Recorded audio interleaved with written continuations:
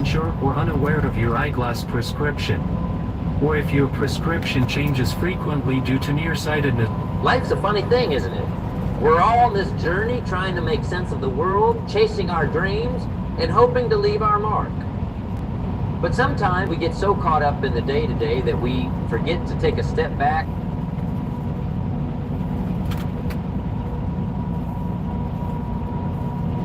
and really look at what's controlling us. You know, I was talking to a friend the other day, and he said something that really stuck with me. He said, "You ever feel like you're just along for the ride in your own life?" And it hit me. How many of us are actually in the driver's seat? Let me ask you this. When was the last time you felt truly in control of your life? Can you remember, or does it feel like you're always reacting, always playing catch up, always one step behind where you want to be? Here's the truth, and it might be a hard pill to swallow. There are 5 things that control most people's lives. 5 invisible chains that keep us from reaching our full potential. And the kicker, most of us don't even realize they're there. But today, right here, right now, we're going to change that. We're going to shine a light on these hidden puppet masters and cut those strings once and for all. Because I believe in you.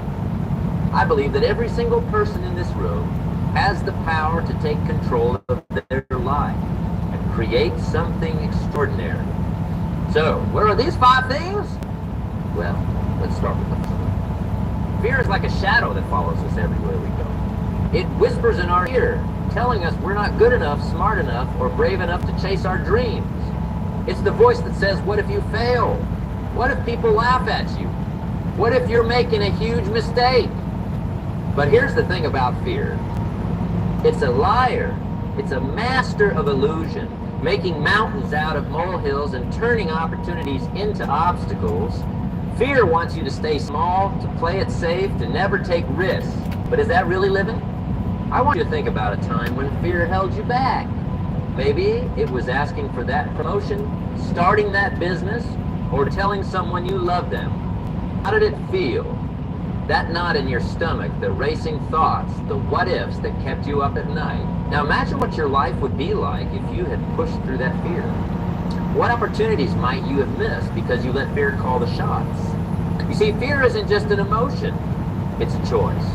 And every day we have the power to choose courage over fear. It's not about being fearless. It's about feeling the fear and doing it anyway. It's about looking fear in the eye and saying, not today. Today I choose to be brave. But how do we do that? How do we break free from fear's grip? It starts with small steps. Each time you face your fears, you grow stronger. You prove to yourself that you're capable of more than you ever imagined. Try this. Tomorrow, do one thing that scares you. It doesn't have to be big. Maybe it's striking up a conversation with a stranger, or speaking up in a meeting, or trying a new hobby you've always been curious about. Feel that fear? Acknowledge it, and then do it anyway. And then the next day, do it again. And again, until facing your fears becomes a habit, a muscle you flex every single day. Remember, on the other side of fear is growth. It's where dreams come true, where we discover what we're truly capable of. Don't let fear rob you of your potential. Don't let it be the ghost rider of your life story. Now, let's talk about the second puppet master, doubt. Doubt is fear's cunning sidekick. While fear tries to stop you from taking action, doubt makes you question every move you make. It's that nagging voice in your head that says, who do you think you are? You're not talented enough, not smart enough, not enough to succeed. Doubt is a dream killer. It's the reason so many brilliant ideas never see the light of day. Why so many potential leaders never step up. Why so many lives of greatness are lived in mediocrity. But here's the secret about doubt. Everyone has it. Even the most successful people you admire have moments of doubt. The difference is they don't let it define them. They recognize doubt for what it is, a natural part of growth and challenge, not a stop sign. Think about a child learning to walk. They fall down countless times, but do they ever doubt their ability to walk? No. They get up again and again until walking becomes second nature. That's the mindset we need to cultivate. When doubt creeps in, and it will, I want you to remember this. Doubt your doubts before you doubt yourself. Question your limitations. Challenge the voice that says you can't. You said, powerful exercise. Write down all your doubts on a piece of paper. All those I'm not good enough thoughts. All those what if I fail worries. Get them all out. Now look at that list and ask yourself, are these facts or are these fears? Chances are, most of what you've written down are fears masquerading as facts. Now for each doubt, I want you to write down evidence that contradicts it. Have you overcome challenges before? Have you surprised yourself with your resilience? Have you received compliments or recognition that you brushed off? These are your weapons against doubt. Doubt thrives in the shadows of our minds. But when we bring it into the light, when we examine it closely, it often crumbles under scrutiny. Your doubts are not your destiny unless you choose to make them. So remember, doubt is not a sign that you're going in the wrong direction. It's often a sign that you're stretching yourself, that you're on the verge of something great. Embrace it as a natural part of growth, but don't let it steer your ship. As we move on to the third controlling force, I want you to hold on to this thought. You are capable of so much more than you give yourself credit for. Your potential is not determined by your doubts, but by your determination to push past. The third puppet master that often controls our lives is comfort. Comfort. Sounds so nice, doesn't it? Like a warm blanket on a cold day, or your favorite chair after a long day at work. Comfort is seductive. It whispers, stay here where it's safe. Why risk what you have for the unknown? But here's the harsh truth. Comfort is the enemy of growth. It's the silent killer of dreams, the thief of potential. In the comfort zone, there are no challenges, no risks, and no growth. And without growth, we stagnate. Think about it. When was the last time you did something that made you uncomfortable? Hey, it's Ryan Reynolds, and this year our holiday commercial is just stuff I picked up for $5 from a yard sale. Oh, good. You're still doing this. Doing what? Well, the holiday offer. All the big wireless companies stopped doing theirs in January, so I wanted to make sure that we don't stop loving our customers just because December's over. Is future me micromanaging me? Just cut to the offer. When was the last time you pushed your boundaries, took a risk, or tried something new? If you're having trouble remembering, that's a red flag. Life begins at the end of your comfort zone. All the magic, all the growth, all the experiences that make life rich and meaningful, they're waiting for you just outside that cozy bubble of familiarity. But why is it so hard to leave our comfort zones? It's because our brains are wired to seek pleasure and avoid pain. Comfort feels good in the short term, but it robs us of fulfillment in the long term. I want you to imagine two versions of yourself a year from now. In one version, you stayed exactly where you are, doing the same things, thinking the same thoughts, living the same life. In the other version, you challenge yourself every day, pushed your boundaries, faced your fears, and embraced discomfort. Which version excites you more? Which version makes you feel alive? The choice is, and you make it every single day. Every time you choose the easy path over the challenging one. Every time you say maybe tomorrow instead of why now. You're choosing comfort over growth. But how do we break free from the grip of comfort? It starts with small steps. Each day, do one thing that makes you uncomfortable. It could be as simple as taking a different route to work, striking up a conversation with a stranger, or learning a new skill. Here's a challenge for you. For the next 30 days, commit to doing one uncomfortable thing each day. Keep a journal and write down what you did and how it made you feel. At the end of those 30 days, look back and see how much you've grown, how much more confident you've become. Remember, discomfort is temporary, but the growth and confidence you gain from pushing your boundaries last a lifetime. Embrace discomfort as a sign that you're moving in the right direction, that you're expanding your horizons and becoming the best version of yourself. As we move on to the fourth controlling force, I want you to hold this thought. Your comfort zone is a beautiful place, but nothing ever grows there. Choose growth over comfort and watch your life transform. The fourth puppet master that often controls our lives is comparison. In this age of social media and constant connectivity, comparison has become almost unavoidable. Bombarded with highlight reels of other people's lives, their successes, their perfect moments, and in the face of all that perceived perfection, it's easy to feel like we're falling short. Comparison is a thief of joy. It robs us of our contentment, our sense of accomplishment, and our unique journey. When we're constantly measuring ourselves against others, we lose sight of our own progress and potential. But here's the thing about comparisons. It's never fair. You're comparing your behind the scenes to someone else's highlight reel.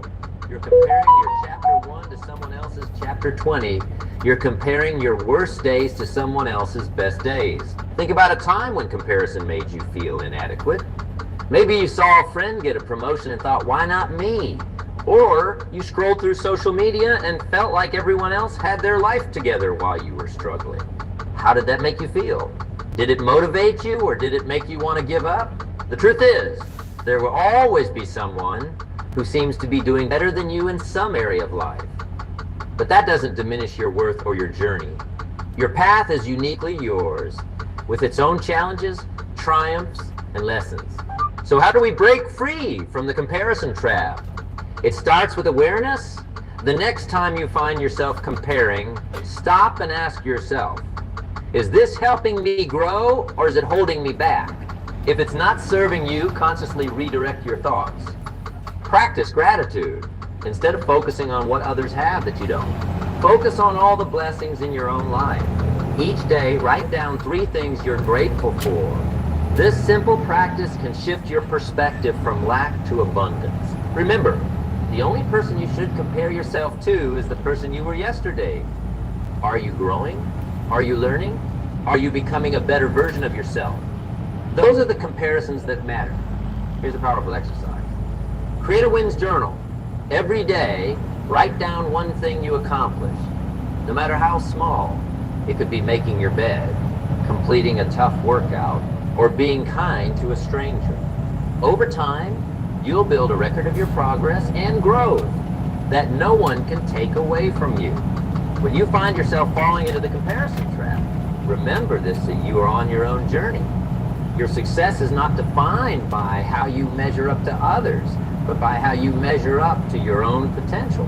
As we move on to the 5th and final controlling force, I want you to hold on to this thought. You are unique with your own gifts, challenges, and path. Embrace your journey, celebrate your progress, and let go of the need to compare yourself to others. The 5th and final puppet master that often controls our lives is regret. Regret is like a rearview mirror that we can't stop staring into. It keeps us focused on the past, on the what-ifs and the if-onlys, preventing us from fully embracing the present and moving confidently into the future. We regret the chances we didn't take, the words we didn't say, the dreams we let slip away. And these regrets can become heavy burdens, weighing us down and holding us back from living fully in the present. But here's the thing about regret. It's based on the illusion that we could have known then what we know now. It's easy to look back with the wisdom of hindsight and think we should have done things differently. But in that moment, with the information and resources we had, we made the best decision we could. Think about a regret you're carrying right now. Maybe it's a career path you didn't pursue, a relationship you let go, or an opportunity you didn't seize. How has holding on to this regret affected your life? Has it made you more cautious, less willing to take risks? The truth is, regret serves no purpose other than to keep us stuck in the past. It doesn't change what happened, and it doesn't help us move forward. In fact, it often prevents us from taking new chances because we're so afraid of making the same mistakes again. But what if we could reframe our regrets? What if, instead of seeing them as failures or missed opportunities, we saw them as valuable lessons? Every regret carries within it a lesson, if we're willing to look for it. Take your biggest regret and ask yourself, what did this experience teach me? How has it shaped who I am today? How can I use this lesson to make better choices moving forward? By shifting our perspective, we can transform our regrets from burdens into stepping stones. Remember, you can't change the past, but you can change how you let it affect your present and your future. The power lies in your hands to write the next chapter of your life, regardless of what came before. One of the most effective ways to combat regret is to live more fully in the present. Practice mindfulness. Take time each day to really be present in your life, to appreciate the small moments, to engage fully with the people around you. When we're fully present, we're less likely to make choices we'll later regret. And when it comes to making decisions, ask yourself, will I regret not doing this? Often, our biggest regrets are not the things we did, but the things we didn't do. The chances we didn't take, the dreams we didn't pursue. As we wrap up our discussion on these 5 controlling forces, fear, doubt, comfort, comparison, and regret, I want you to remember this. You have the power to break free from these chains. You have the ability to take control of your life and shape it into something extraordinary. It won't be easy. Breaking free from these controlling forces requires courage, self-awareness, and consistent effort. But I promise you, it's worth it. Because on the other side of these challenges is a life of freedom, purpose, and fulfillment. Imagine waking up each day, excited about the possibilities that lie ahead. Imagine pursuing your dreams without fear holding you back. Imagine embracing your unique journey without the need to compare yourself to others. Imagine living fully in the present, free from the weight of regret. Most people my age are slowing down, but I'm more active than ever. Hi, my name's Dr. Frank Schellenberg. Regret. That life is possible for you. It's not just possible, it's what you deserve. Starting today, make a commitment to yourself. A commitment to face your fears, to silence your doubts, to step out of your comfort zone, to celebrate your own journey, and to learn from your past without being held captive by it. Take small steps each day. Face one fear. Challenge one doubt. Do one thing that makes you uncomfortable. Practice gratitude instead of comparison. Learn one lesson from a past regret. And as you do this, watch how your life begins to transform. Watch how you begin to feel more in control, more alive, more authentically you, as we continue our journey of self-discovery and personal growth. Let's dive deeper into how we can practically apply these insights to our daily lives. Because knowledge without action is like a book that's never opened, full of potential, but ultimately useless. Let's start with fear. We've talked about how fear can paralyze us, keep us from taking risks and pursuing our dreams. But here's a powerful truth. Fear is often a compass pointing towards the things we most need to do for our personal growth. Think about the things you fear most. Public speaking, starting your own business, letting someone see the real you. These fears are often signposts showing us where we need to grow, what we need to confront. So here's a challenge for you. Make a list of your top 5 fears, the ones that make your heart race, your palms sweat. Now next to each fear, write down what you might gain by facing it. What's on the other side of that fear? Freedom? Confidence? A sense of accomplishment? Now let's create an action plan. Choose one fear from your list. Not necessarily the biggest one, but one you feel ready to tackle. Break it down into small, manageable steps. If your fear is public speaking, your first step might be as simple as speaking up in a meeting at work. The next step might be volunteering to give a short presentation to your team. The key is to take consistent action, no matter how small. Each step you take builds your confidence, shrinks the power of fear, and expands your comfort zone. Remember, courage isn't the absence of fear. It's feeling the fear and doing it anyway. And with each act of courage, you're rewiring your brain, teaching it that you're capable of more than you thought possible. Now, let's talk about doubt. Doubt is like a weed in the garden of your mind. If left unchecked, it can choke out your dreams and aspirations. But like any weed, it can be uprooted. One powerful way to combat doubt is through affirmations. I know, it might sound a bit cheesy at first, but hear me out. Your mind believes what you tell it most often. If you're constantly feeding it doubts and negative self-talk, that's what it will believe. So let's flip the script. For every doubt you have, create a positive affirmation. If you doubt your ability to succeed in your career, your affirmation might be, I am capable and deserving of success. I have unique talents that add value to my workplace. Write these affirmations down. Say them out loud every morning when you wake up and every night before you go to bed. It might feel awkward at first, but stick with it. You're literally rewiring your brain, creating new neural pathways that support your growth and success. But affirmations alone aren't enough. You need to back them up with action. Set small, achievable goals that align with your affirmations. If your affirmation is about career success, your goal might be to learn a new skill in your field or to network with 3. As you achieve these small goals, you're building evidence that contradicts your doubts. You're proving to yourself that you are capable, that you can succeed. Now, let's address the comfort zone. We've talked about how staying in your comfort zone can stifle growth and limit your potential. But let's be honest, it's called a comfort zone for a reason. It feels good. It's safe. So how do we make discomfort more? Well, comfortable. One effective strategy is to reframe how you think about discomfort. Instead of seeing it as something to be avoided, start seeing it as a sign of growth. Discomfort means you're stretching yourself, learning, expanding your capabilities. Try this time you feel comfortable, whether it's in a situation at work, trying a new hobby, or putting yourself out there socially. Pause for a moment, take a deep breath and say to yourself, this discomfort means I'm growing. This is what progress feels like. Another powerful tool is visualization. Athletes use this technique all the time to improve their performance.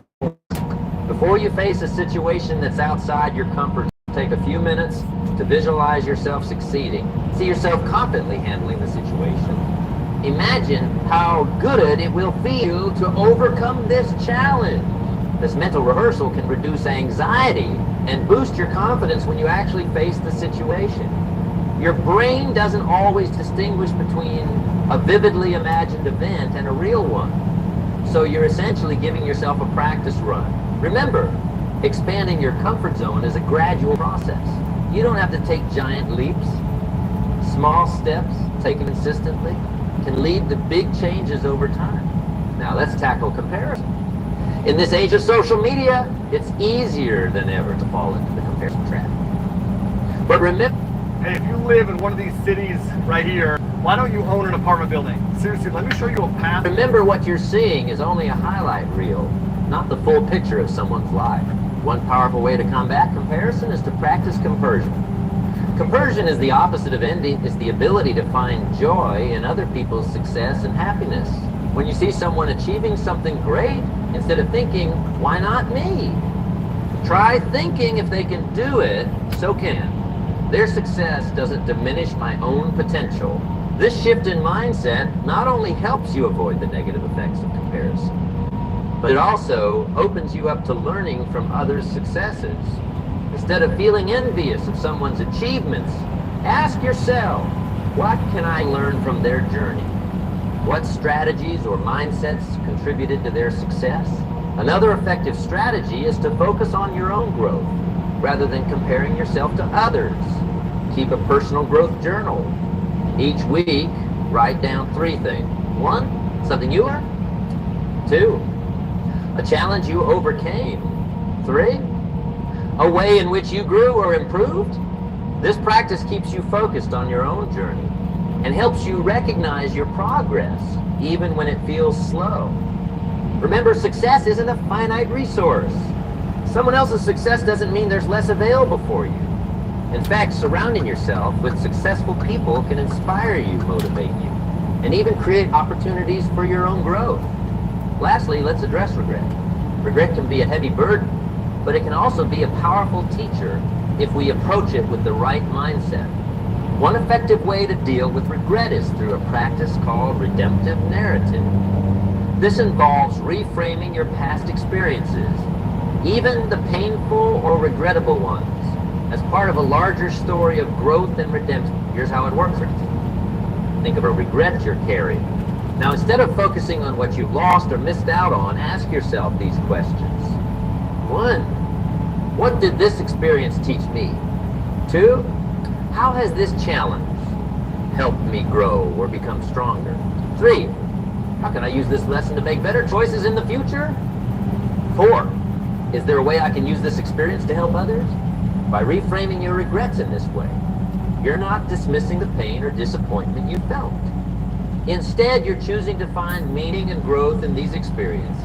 Another powerful practice is to use your regrets as motivation for positive action in the present. If you regret not pursuing a passion earlier in life, use that feeling as fuel to start now. If you regret not spending enough time with loved ones, let that inspire you to prioritize. Remember, it's never too late to change course, to pursue a dream, to become the person you want to be. Your past does not define your future unless you allow it. And we wrap up this extended exploration of the 5 controlling forces in our lives. I want to leave you with this thought. Personal growth and change is not always easy or comfortable. There will be days when you stumble, when you feel like you're not making progress, when it's tempting to fall back into old patterns. But I want you to remember this. Every step forward, no matter how small, is progress. Every time you face a fear, challenge, a doubt, step out of your comfort zone.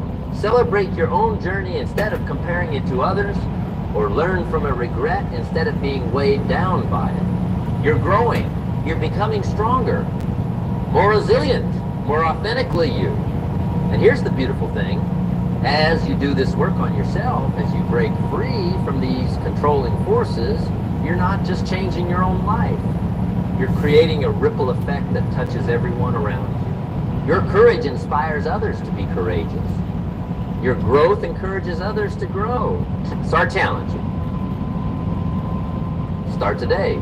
Choose one area we've discussed: fear, doubt, comfort, comparison, or regret, and take one small action to break its control over your life. Maybe it's facing a small fear, challenging a persistent doubt, taking one step out of your comfort zone, celebrating someone else's success instead of comparing yourself to them, or reframing a regret as a lesson. Whatever you choose, commit to it, write it down. Share it with someone who can support you and hold you accountable. Remember, you have the power to shape your life. You have the strength to overcome these challenges. You have the potential to create a life of purpose, fulfillment, and joy. Your journey starts now. Take that first step and then another and another. Before you know it, you'll look back and be amazed at how far you've come. Believe in yourself. I believe in you. Now, go out there and create the life you've always dreamed of. The world is waiting for your unique gifts, your unique voice, your unique contribution. Remember, life is not happening to you, it's responding to you. To your choices, your actions, your beliefs, you have the power to shape your life into whatever you want it to be. So, what will you choose? Will you allow these 5 forces to continue controlling your life? Or will you take the reins and create the life you've always dreamed of? The choice is yours. And I believe in you. I believe that you have greatness within you waiting to be unleashed. I believe that you have the strength to overcome these challenges and create a life of purpose and fulfillment. As you leave here today, I want you to carry this thought with you. You are the author of your life story. Make it a bestseller. Thank you. Just driving. Cars. How you doing today? Bud's Builds. What you build, Bud? I gotta check that out. I love them building channels, man. Motorcycles, bikes, Airstreams, cars.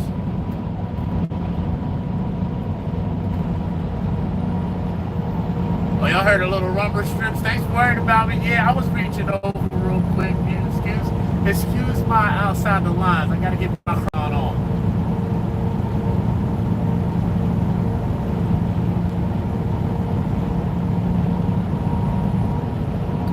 Gotta check that Blood's Builds. What's that all about? What you building, bud?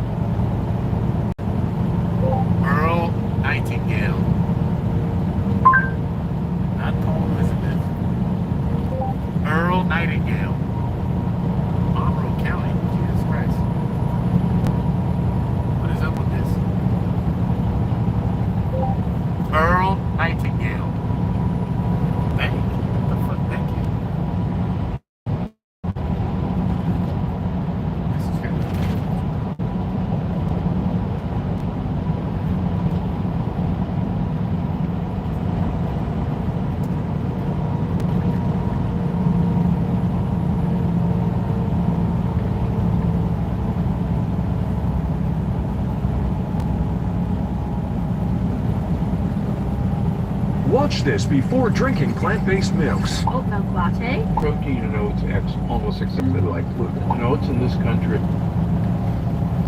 This is Earl Nightingale.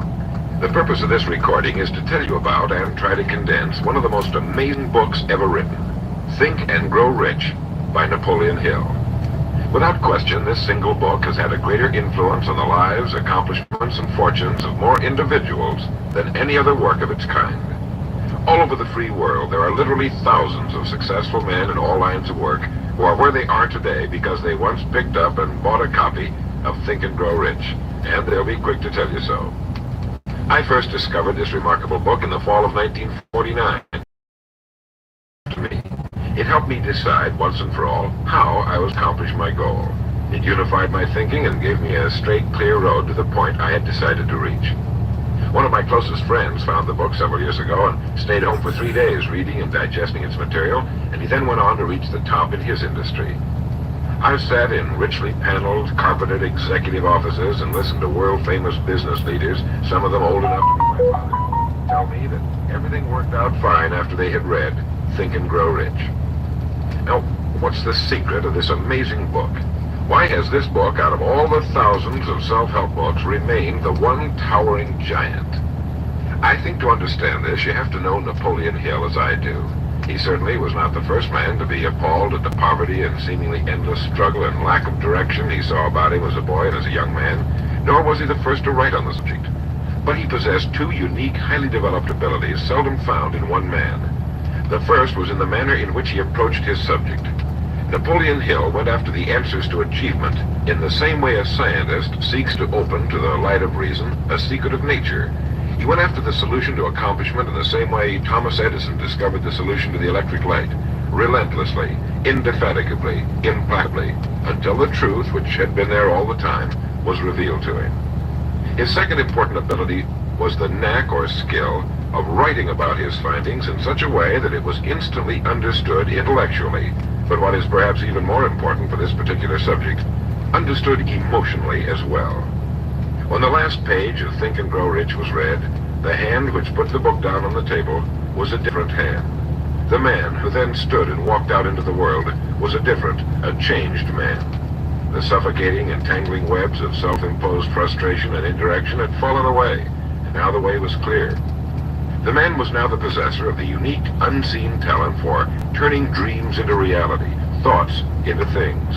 So-called fate or the idle effects of exterior circumstances were no longer in command. He who had been a passenger was now, suddenly, the captain. To begin, we have to understand the simple truth, the principle or philosophy which lies as the supporting structure of this work. Unless whatever it is you build is based on truth, you will end with the entire structure fallen and scattered about you like the armor of Homer's ancient warriors. It simply cannot stand. It cannot withstand the test of time. The reason Think and Grow Rich has withstood the test of time is because it rests on the broad, clean foundation upon which may also be found every accomplishment of man. The clear, unchallengeable fact that everything begins with an idea. A philosophy based on the fact that riches of every kind begin with the state of mind, that one may start with nothing but thoughts, ideas, and organized plans. Thoughts are things, incredibly powerful things, when mixed with definiteness of purpose, persistence, and a burning desire for their translation into material objects or riches, riches being whatever it is you happen to want. Wise men have been saying this for centuries, and just recently Charles A. Cerami wrote, "The truth is that the human mind is as real an organism as any muscle in the body, but far greater in potential power, and like muscle fiber, it can be strengthened to lead on to unimagined conquests." So this, then, is the truth on which Think and Grow Rich is based. If you know what you want, and if you want it strongly enough to muster the kind of persistence that simply cannot be stopped, you will most certainly achieve it. By controlling your mind, you can control your destiny here on Earth. With this as our foundation, let's talk about Napoleon Hill's famous 13 proven steps to riches as found in his book Think and Grow Rich, remembering, of course, that riches are whatever it is you happen to want. And right here, let me make two important points. The first is that Whenever you listen to this record, have a notebook handy and make notes as we go along. The second is that this record was produced for your own personal use, to go with you on your own exciting journey. To play this record for a group will prove to be of only temporary help. Make sure you have your own personal copy to play again and again, particularly at those times when you may feel yourself getting off the track. And now, Napoleon Hill's famous 13 principles. You will notice that we have separated each principle by banding them on the record. In this way, you're given quick access to any particular principle to which you may wish to return for reference. Did you know there's a hidden gem in the tax code that could transform your home into significant tax savings? No, we're not talking. Turn for reference. The first principle, desire. Here is the starting point for all achievement, the first step toward riches, but it should be so often a stumbling block. I just get into this business of doubt later, but once and for this point of whether or not you can accomplish that which you desire with all your heart. I think it was best expressed by Emerson, who wrote, "There is nothing capricious in nature, and the implanting of a desire indicates that its gratification is in the constitution of the creature that feels it." In other words, you would not have the desire unless you were capable of its achievement. Each of us has a built-in governor, and our desires are modified by our abilities and leanings. Whatever it is that you desire with all your heart, understand once and for all that it can and should be yours. In Think and Grow Rich, Napoleon Hill cites example after example of why your burning desire is nothing more than an accurate picture of what you will one day become. So right here, firmly establish in your mind that which you desire more than anything else. For, as Helvetius put it, by annihilating the desires, you annihilate the mind. Every man without passions has within him no principle of action, nor motive to act. A good way to determine whether or not you really have a burning desire is to examine the way you go after it. If you go after that which you think you desire tentatively, timidly, in an attempt to play it safe, you don't have a burning desire at all. You can't get to second base if you keep one foot on first. But if you're willing to burn your bridges behind you and say once and for all, this is it, this is what I will do, and I will never retreat, I'll never go back, then you have the sort of desire that can only end in success. It takes that kind of resolve to be able to keep picking yourself up after the falls you're bound to take. The only people who don't make mistakes are those who never try anything. The timid feeders in the lagoon who never venture into the broad, deep sea beyond. Well, these principles will work for anything you may want, a more harmonious home life, a more successful career. For our example, let's say your desire happens to be more money, to better care for your family and provide for your future years, to get your share of the prosperity that lies ahead. Napoleon Hill gives us 6 definite, practical steps to follow. 1. Fix in your mind the exact amount of money you desire. It is not sufficient merely to say, I want plenty of money. Be definite as to the amount. There's a psychological reason for definiteness, which will be described in a subsequent principle. Number 2. Determine exactly what you intend to give in return for the money you desire. There's no such reality as something for nothing. 3.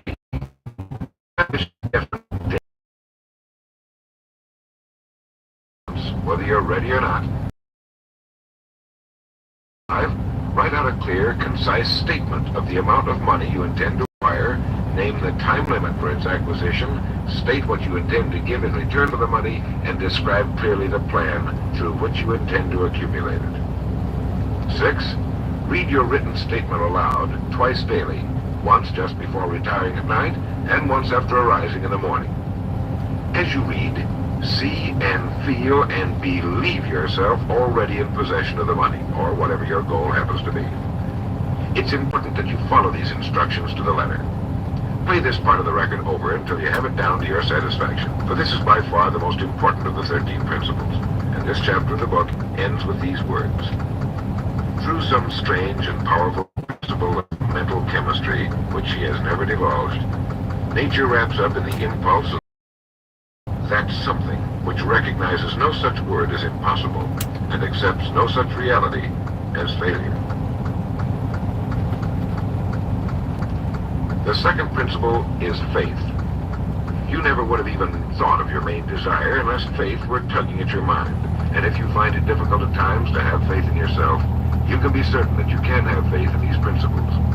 Napoleon Hill writes, "Faith is a state of mind which may be induced or created by affirmation or repeated instructions to the subconscious mind through the principle of conscious autosuggestion."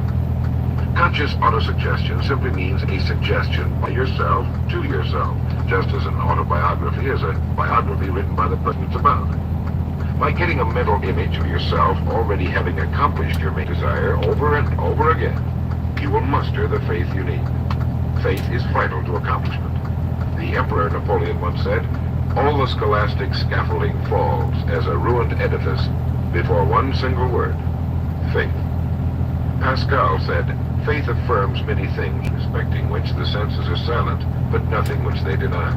It is superior to their testimony, but never opposed to it." Goethe said, "Epochs of faith are epochs of fruitfulness, but epochs of unbelief, however glittering, are barren of all permanent good." And as Schlegel put it, "In actual life, every great enterprise begins with and takes its first forward step in faith."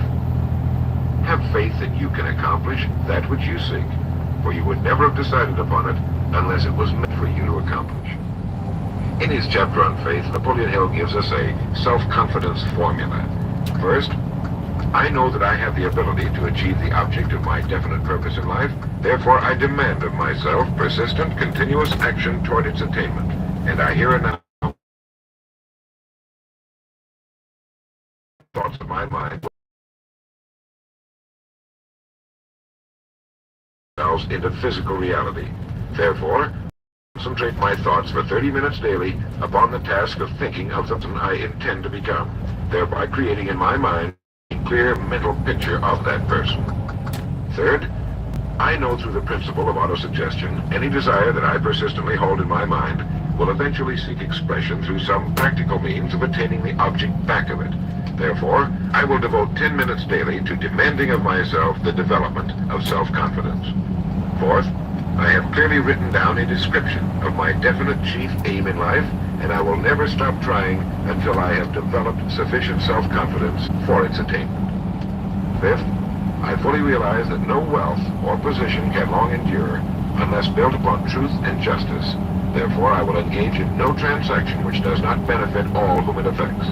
I will succeed by attracting to myself the forces I wish to use and the cooperation of other people.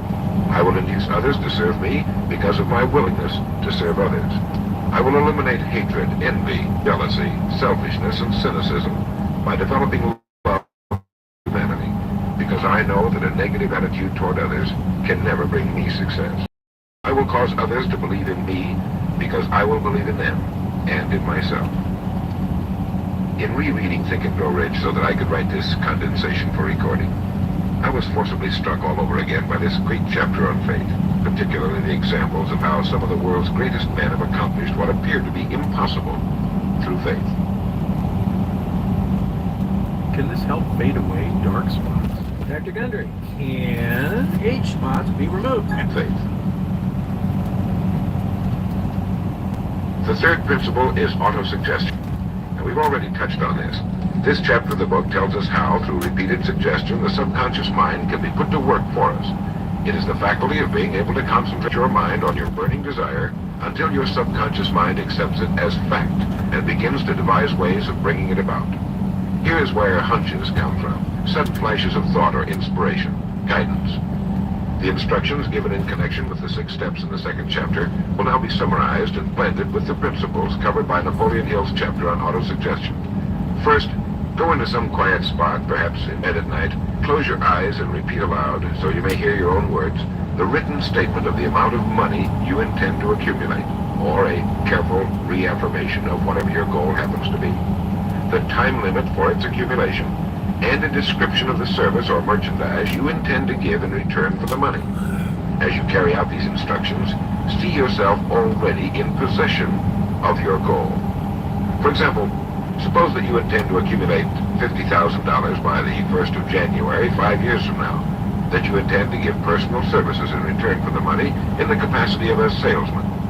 Your written statement of your purpose should be similar to the following. By the first day of January, 19, whatever it happens to be, I will have in my possession $50,000, which will come to me in various amounts from time to time during the interim. In return for this money, I will give the most efficient service of which I am capable, rendering the fullest possible quantity and the best possible quality of service in the capacity of salesman of, and here describe the product or service you intend to sell or whatever it is you do for a living. It goes on. I believe that I will have this money in my possession. My faith is so strong that I can now see this money before my eyes. I can touch it with my hands. It is now awaiting transfer to me at the time and in the proportion that I deliver the service I intend to render in return for it. I am awaiting a plan by which to accumulate this money, and I will follow that plan when it is received. Second, repeat this program night and morning until you can see in your imagination the money you intend to accumulate. Third, place a written copy of your statement where you can see it night and morning, and read it just before retiring and upon arising until it's been memorized. As you carry out these instructions, you are applying the principle of auto-suggestion. The fourth principle is specialized knowledge. It is here that I think Napoleon Hill makes a very important point. Knowledge is power only to the extent that it is organized into a definite plan of action and directed to a definite end. To quote from the book, before you can be sure of your ability to transmute desire into its monetary equivalent, you will require specialized knowledge of the service, merchandise, or profession that you intend to offer in return for. Perhaps specialized knowledge that you have the ability or the inclination to acquire. And if this should be true, you may bridge your weakness through the aid of your mastermind group. More on this later, but for now realize that you must learn all you can about your specialty. Set aside a definite time every day for learning more about what it is you do for a living. Take the courses that are offered. Faculty of the mind. It has been said that man can create anything he can imagine. As Napoleon Hill says and teaches, whatever the mind of man can conceive and believe, it can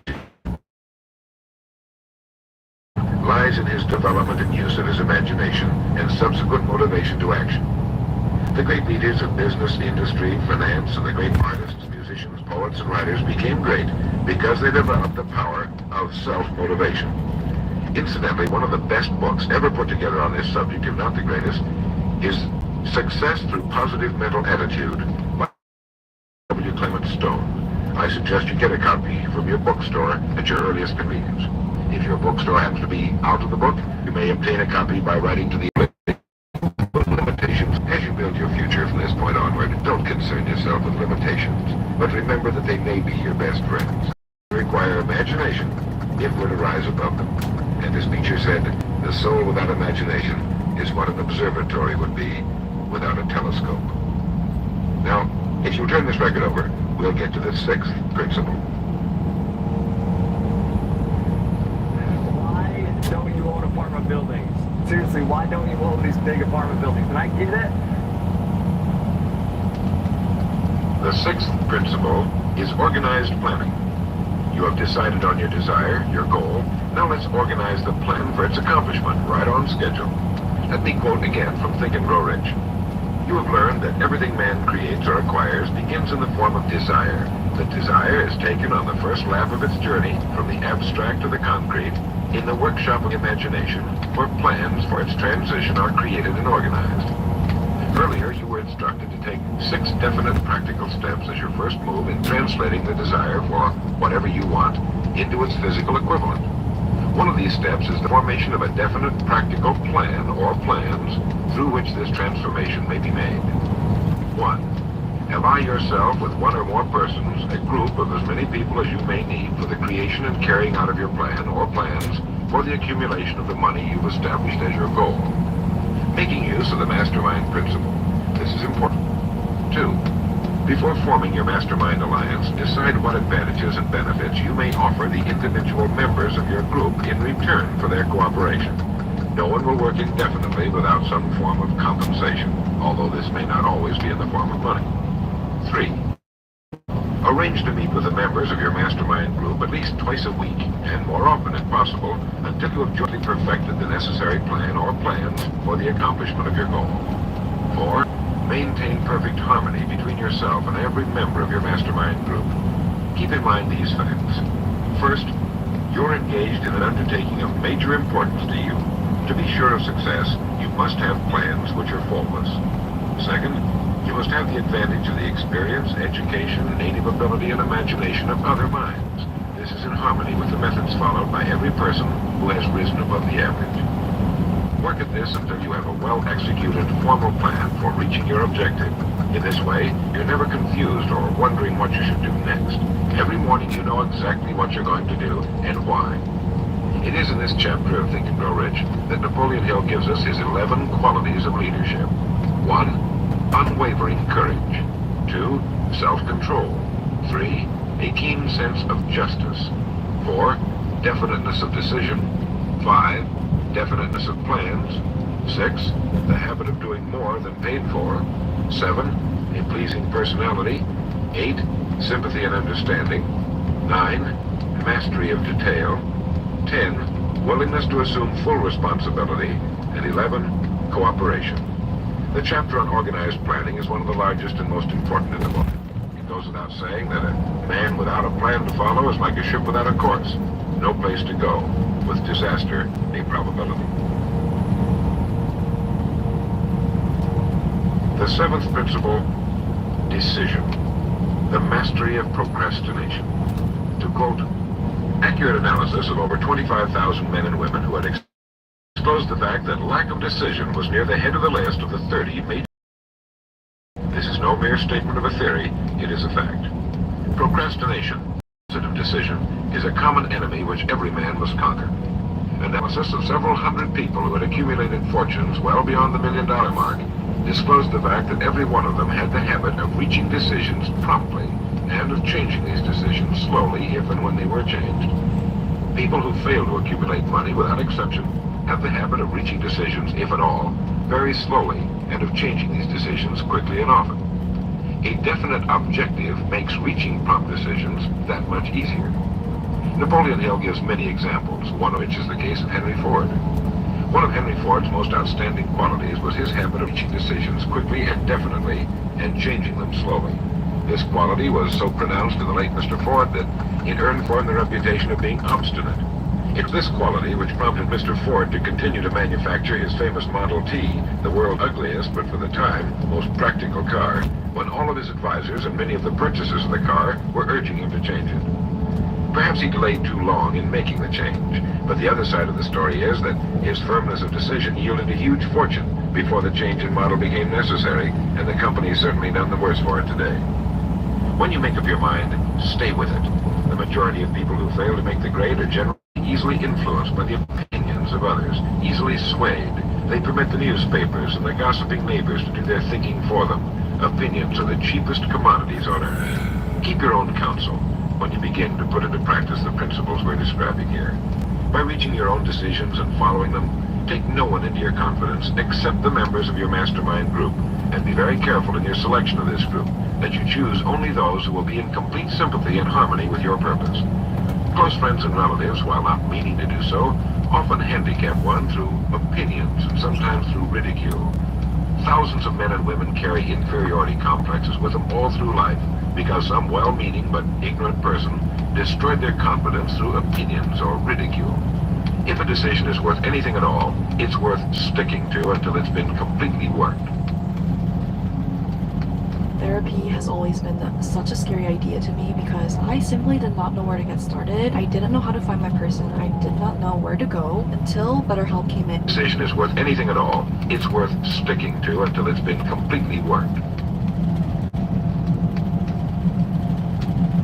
The 8th principle, persistence.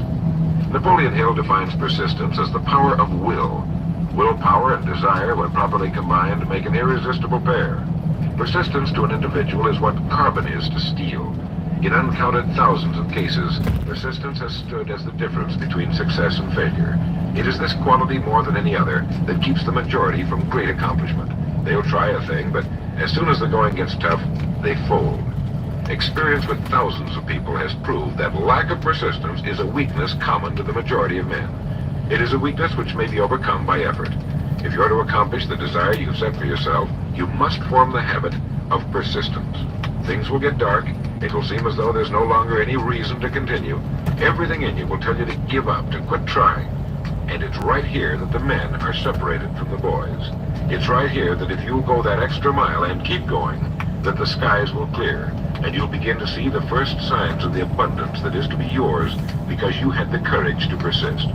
With persistence will come success. Persistence is a state of mind, therefore it can be cultivated. Like all states of mind, persistence is based upon definite causes, among them these. 1. Definiteness of purpose, knowing what you want. 2. Desire. 3. Self-reliance. 4. Definiteness of plans. 5.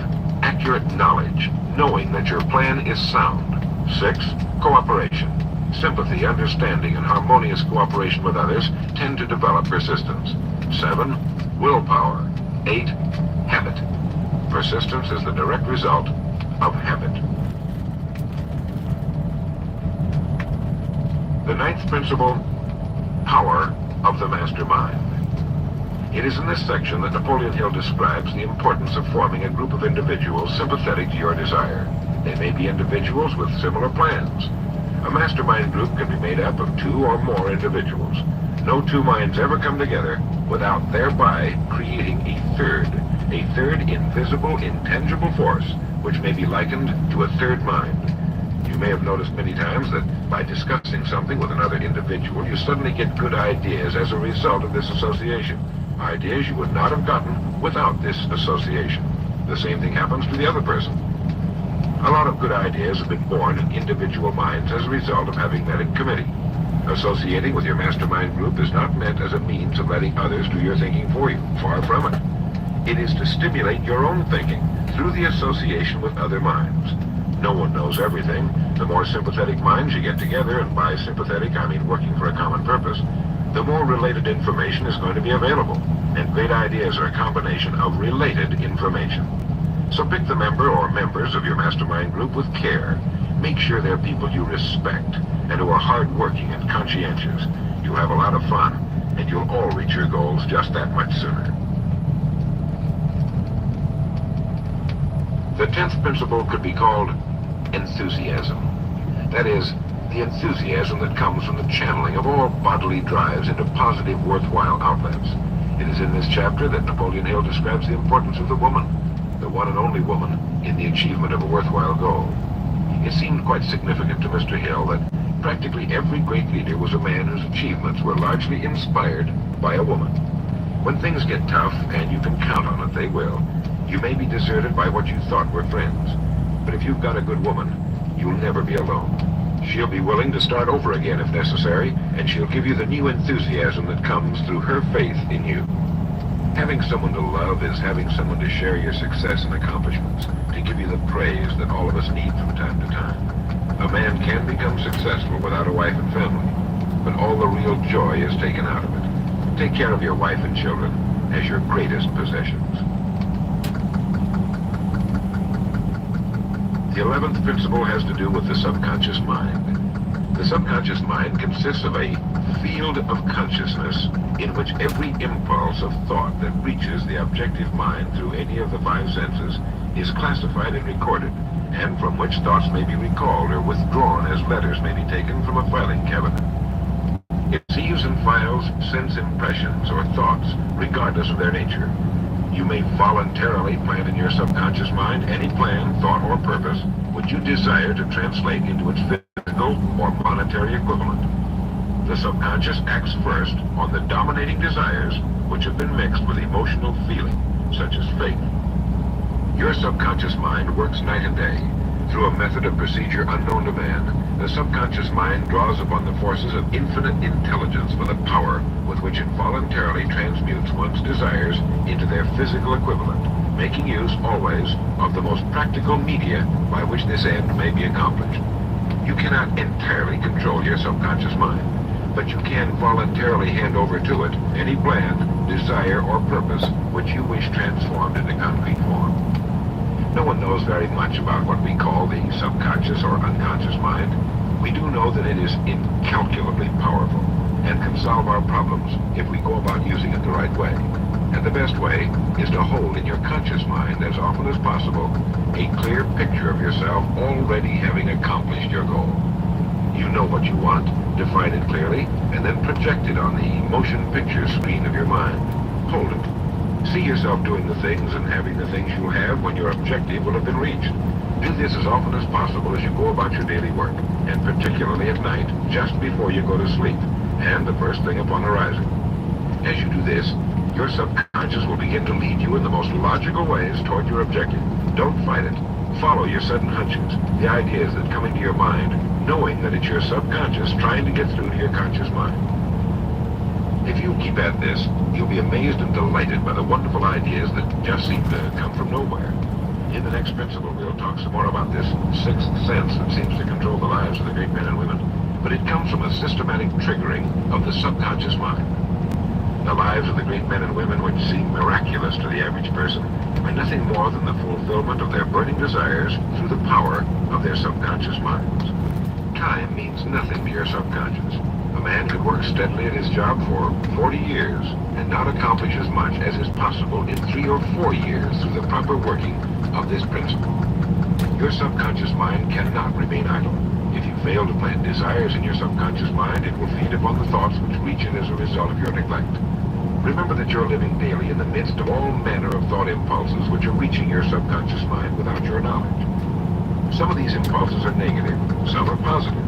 You are now engaged in trying to help shut off the flow of negative impulses and to aid in voluntarily influencing your subconscious mind through positive impulses of desire. When you achieve this, you will possess the key which unlocks the door to your subconscious mind. Bulwer wrote, "The man who succeeds above his fellows is the one who, early in life, clearly discerns his object and toward that object habitually directs his powers. Even genius itself is but fine observation strengthened by fixity of purpose. Every man who observes vigilantly and resolves steadfastly grows unconsciously into genius." The key word there is unconsciously. Know what you want. Decide once and for all that it will be yours. Remain steadfast on the course, propelled by faith, and your subconscious or unconscious mind will do the rest. At Mint Mobile, we like to do the opposite of what Big Wireless does. They charge you a lot. The 12th principle, as outlined in Think and Grow Rich by Napoleon Hill, has to do with the brain. If you had access to all the wealth in the world and took a penny, you would be doing exactly what you very probably have been doing in the use of your brain. Nothing in the world is more pitiful than the misunderstanding by the average person of the power of his brain and the minds to which it is connected, the conscious and the subconscious. You own in your brain the most marvelous, miraculous, inconceivably powerful force the world has ever known. Take, for example, the fact that the number of lines which connect the brain cells with one another equal the figure 1, followed by 15 million ciphers. It has been determined that there are from 10 to 14 billion cells in the average human cerebral cortex. It is inconceivable that such a network of intricate machinery should be in existence for the sole purpose of carrying on physical functions incidental to growth and maintenance of the physical body. This is the mechanism that has given us the supersonic airplane, our deep rocket probes into outer space, the sciences, the arts, all that we know and use today and will use tomorrow, have hatched from this small gray mass each of us carries around. Can you doubt, even for a moment, that it can bring you and yours everything you want here on Earth? Of course it can. If you will recognize your power as an individual and stop acting like those who have never even thought about it. Mind is Give it all. the job you've decided to accomplish and watch it handle it. Got. That's all you need. The 13th and final principle is called the sixth sense. The sixth sense can be described as the sense through which infinite intelligence may and will communicate voluntarily without any effort from or demands by the individual. This principle is the apex of the philosophy. It can be assimilated, understood, and applied only by first mastering the other 12 principles. The sixth sense is that portion of the subconscious mind which has been referred to as the creative imagination. It has also been referred to as the receiving set, through which ideas, plans, and thoughts flash into the mind. The flashes are sometimes called hunches or inspirations. The sixth sense defies description. It cannot be described to a person who has not mastered the other principles of this philosophy, because such a person has no knowledge and no experience with which the sixth sense may be compared. The sixth sense is not something that one can take off and put on at will. Ability to use this great power comes slowly through application of the other principles we've outlined. Many individuals come into a workable knowledge of the sixth sense even before the age of 40. But more often the knowledge is not available until one is well past 50. And this for the reason that the spiritual forces with which the sixth sense is so closely related do not mature and become usable generally, except through the years of meditation, self-examination, and serious thought. But begin to develop it now by applying the principles we've talked about here. Remember this: man can create nothing which he does not first conceive in the form of an impulse of thought. Man's thought impulses begin immediately to translate themselves into their physical equivalent, whether those thoughts are voluntary or involuntary. Keep fear out of your mind by concentrating on the mental picture of your goal, your greatest desire. Now, I want to mention that Think and Grow Rich as a book carries more endorsements by great men who knew of its truth than any other book of its kind ever written. I'll touch on only a few. All of these great men actually endorsed Napoleon Hill's principles. Former President of the United States, William Howard Taft. F.W. Woolworth wrote that he had built his great chain of stores by applying many of these principles. Robert Dollar, who built the great Dollar steamship line, wrote, "If I had had this philosophy 50 years ago, I suppose I could have accomplished all that I've done in less than half the time. I sincerely hope the world will discover and reward you." Samuel Gompers wrote that the mastery of these principles is the equivalent of an insurance policy against failure. President Woodrow Wilson. John Wanamaker, the merchant prince, wrote, "I know that your fundamentals are sound because I've been applying them in my business for more than 30 years.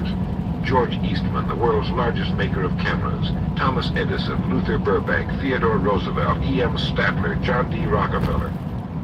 I think you know that the endorsements of these great men could not have been bought with all the money in the world. What we have been talking about here can change your life, can bring you anything and everything worthwhile you want in life for yourself and your family. Cut yourself away from the average, from the mediocre, and chart your course on the dream in your heart. These 13 principles will never let you down, as long as you use them. And now, it is with great pleasure that I give you the author himself, Napoleon Hill. Thank you, Earl Nightingale. The message which you who are listening have just heard has brought you within 3 short steps of the supreme secret of success. The same secret which has brought happiness, peace of mind, and financial success to countless thousands of people who have read Think and Grow Rich. The same secret which has made master salesmen out of ordinary order takers. And the same secret which has brought friendship, love, and marriage to men and women who have come under the spell of the 13 principles which Earl Nightingale has just described. You desire the better things of life, or you wouldn't be listening to this record. Come with me then, and I will help you chart your course, so you may acquire whatever it is that you desire most in life by following these instructions. 1. Condition your own subconscious mind to work for you while you sleep as well as when you are awake. You can do this by playing this record to yourself every night, just before you retire. Then, before you go to sleep, after hearing the record, write out a clear statement of what you wish to accomplish the following day, and request your subconscious mind to work during the night and provide you with the plan you will need to achieve your purpose. 2. Form a personal mastermind group of 2 or more people who are closely associated with you. They can be members of your family, your business, or your professional associates, or people who work where you are employed. And play this record in their presence at least once a week. After you have done this, engage in a friendly roundtable discussion of the 13 success principles, and request each person in the group to participate and to look for inspirational ideas which may help him or her to become more successful. 3. Beginning now, follow the habit of rendering more service and better service than that which is expected of you, and do it in a pleasing, positive mental attitude. This will make friends for you, it will increase the value of your services, and it will attract opportunities when you can express a prayer of gratitude for having had the privilege of hearing and acting on the message which Earl Nightingale has given you through this record. And now, may I reach out across the space and the time which separate us and offer you a hand of friendship and a sincere prayer that you will be blessed with a richer and a fuller life because of this message. Your big opportunity may be right where you are now. Follow these instructions faithfully and it will reveal itself to you. This is Napoleon Hill saying, don't search for opportunity in the distance, but recognize it and embrace it right where you are.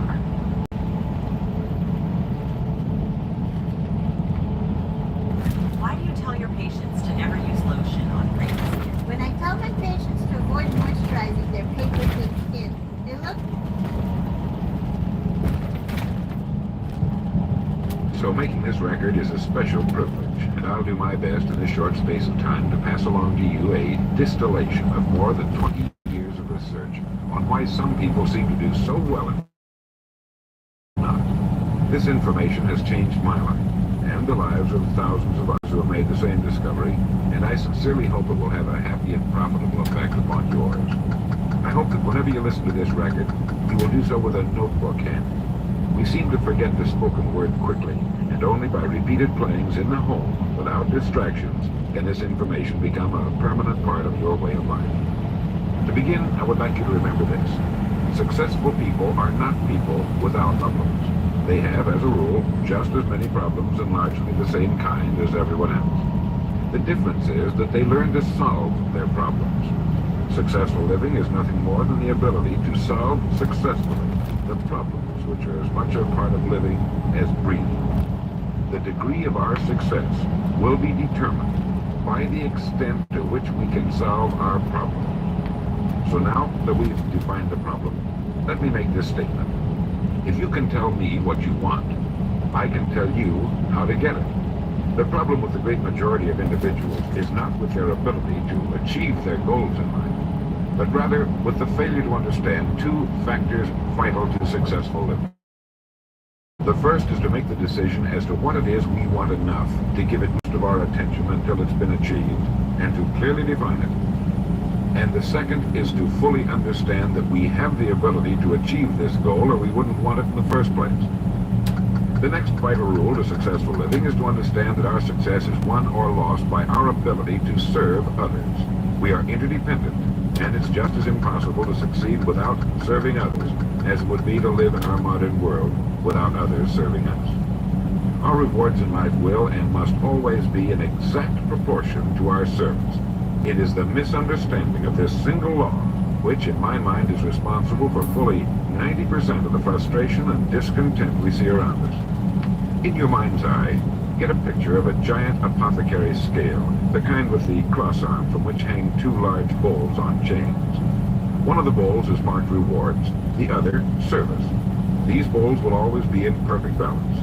Now, a lot of people don't like this law, if they're even aware of it, but not liking a law does nothing to change it. The basic laws of nature and economics are unchanging. If we're out of step with them, we are, as Thomas Huxley put it, checkmated, without haste, but without remorse. But to those who know and work with the laws, he said, they are paid with the overflowing sort of generosity with which the strong delight in strength. Now there are two kinds of rewards, or income. One is psychic, the other is real, or tangible, such as money or property. If a person doesn't like his income, all he has to do is take a good long look at his service.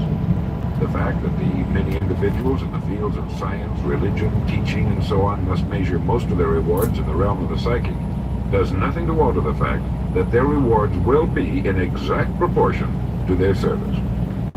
Look where you will find this law in undeviating operation. Our rewards will always be in exact proportion to our service. Good examples of this are World Book and Childcraft. The fact that your company is the world's largest publisher of reference material is based solely on the fact that its products have found the widest acceptance and have been sold to more structure becoming sidestep or in any way avoid this law will result in frustration and failure. So this brings up the question, is more than I now have. How can I increase my service in order to earn it? Take a right hand, shake it out. How many people here want to learn faster? How many people want to remember more? I have. How can I increase my service in order to earn it? Well, whom do we serve? We serve people. So let's take a moment to try to understand people. The more we understand them, the better we can serve them. I think of an adult human being as a grown child, doing his best to play for the first and last time on Earth, this game called life. The extent to which he learns the rules of this mighty game will determine his success.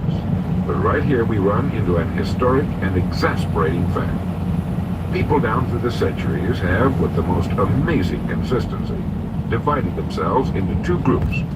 One group contains the remaining 95%. Neither of these two groups is any better than the other. But one thing separates them. The big group, the one containing about 95% of the people, never seems to get the word, while the smaller group, the 5%, does. Now, what do I mean by getting the word? I mean about 95% of the people never quite understand, emotionally or intellectually, that we as individuals control, to an altogether unsuspected extent, our lives here on Earth. That each one of us is the architect of the structure fashioned by our years. You see, all of us want the same things, but only about 5% figures out how to get them. I think it's perfectly stated in your World Book titled Opportunity Unlimited. It says, within each of us burn two unquenchable ambitions, to serve importantly and to gain financial independence. Both of these worthwhile goals are within the reach of all of us, man or woman, but according to statistics, only about 5% achieve both of them. One, let's look at it logically. Every human being has a tendency to think, act, and talk like those by whom he is surrounded. This is environment, and it exercises an enormous influence on our lives. We've already pointed out that 95% don't seem to get the word in life.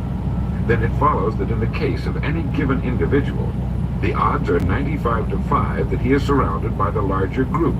And since a body in motion tends to remain in motion until acted upon by an outside force, that he will continue to conform to his group unless we can do a better job of serving him through knowledge. Here is our largest opportunity for service, and the rewards will take care of themselves. Now, right here, let me restate what we've covered so far. Our rewards, psychic and tangible, will be in proportion to our service.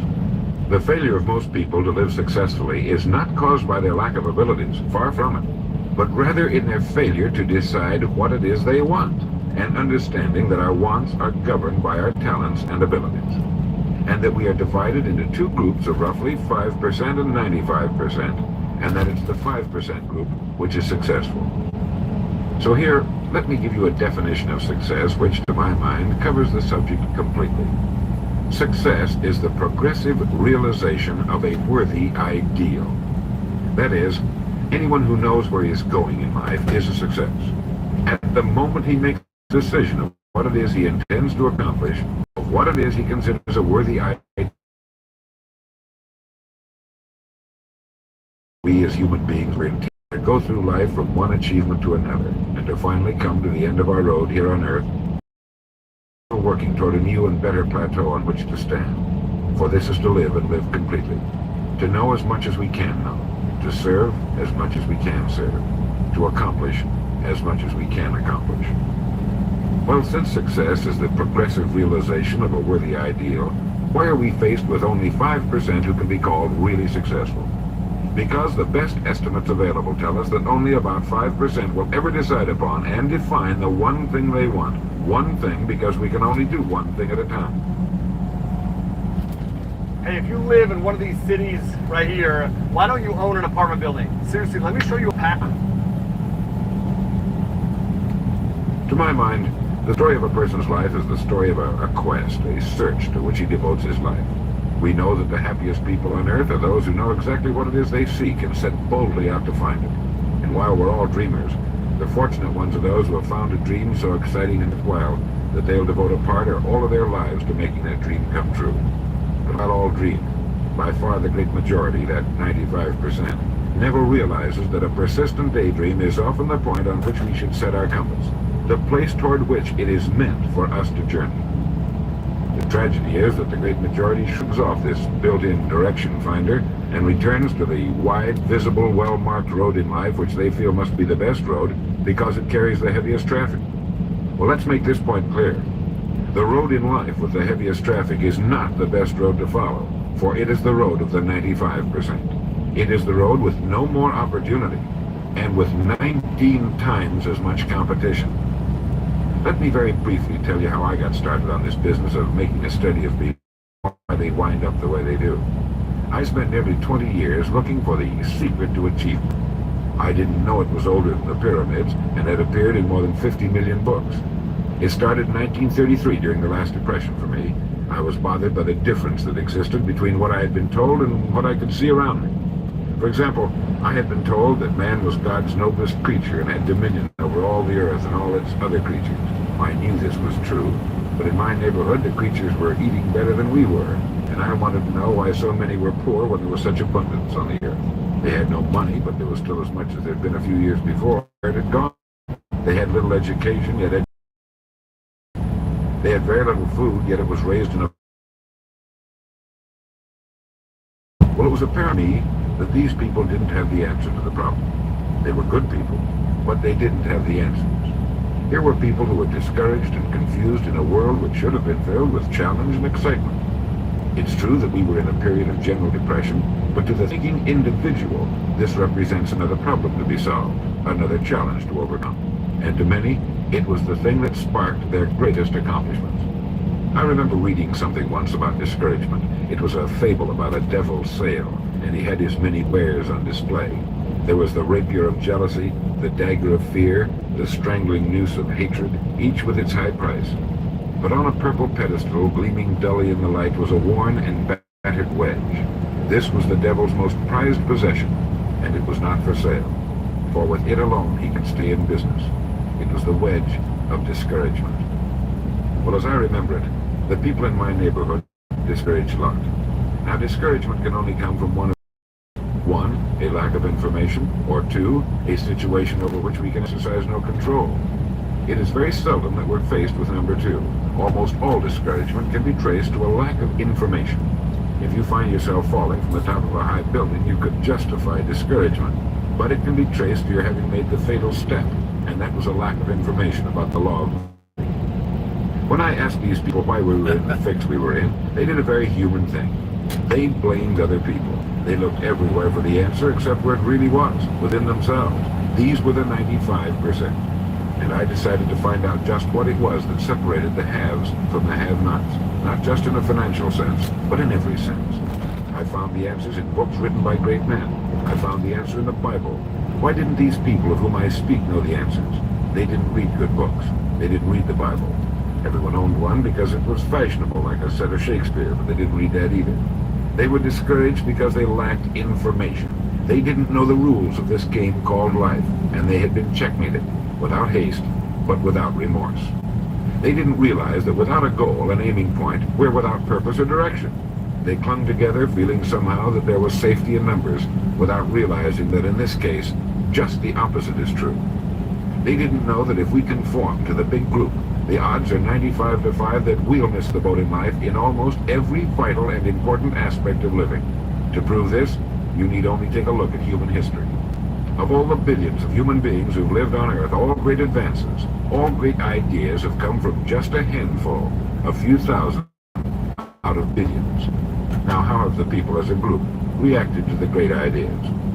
Every great leader and thinker, from Socrates to the Wright brothers, has been scorned, ridiculed, poisoned, imprisoned, stoned, pilloried, burned at the stake, or crucified.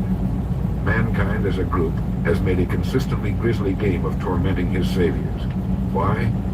Lack of information. Lack of knowledge. It comes from following the wrong crowd.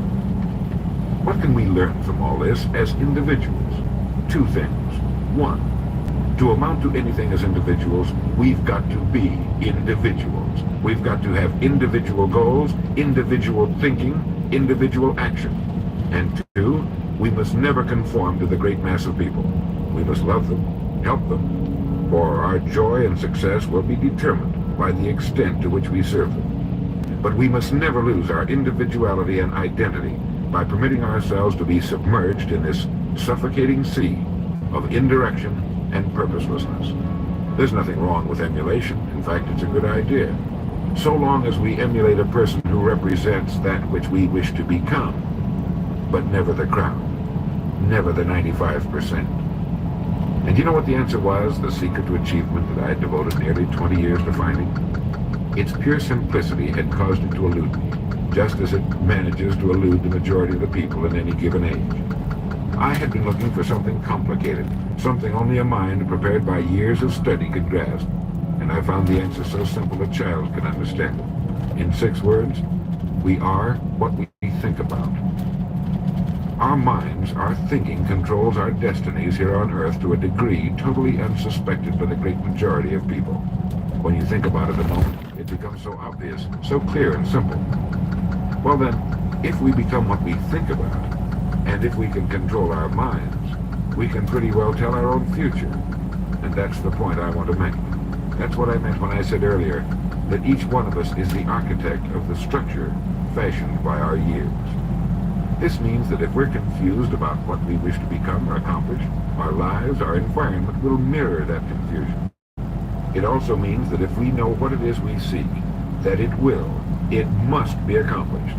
Barring an act of God or a catastrophe over which we have no control, we as individuals can call our own shots for the rest of our lives. We can know what it means to go through life from one success to another, to play life according to the rules and read. We can know what it means to have peace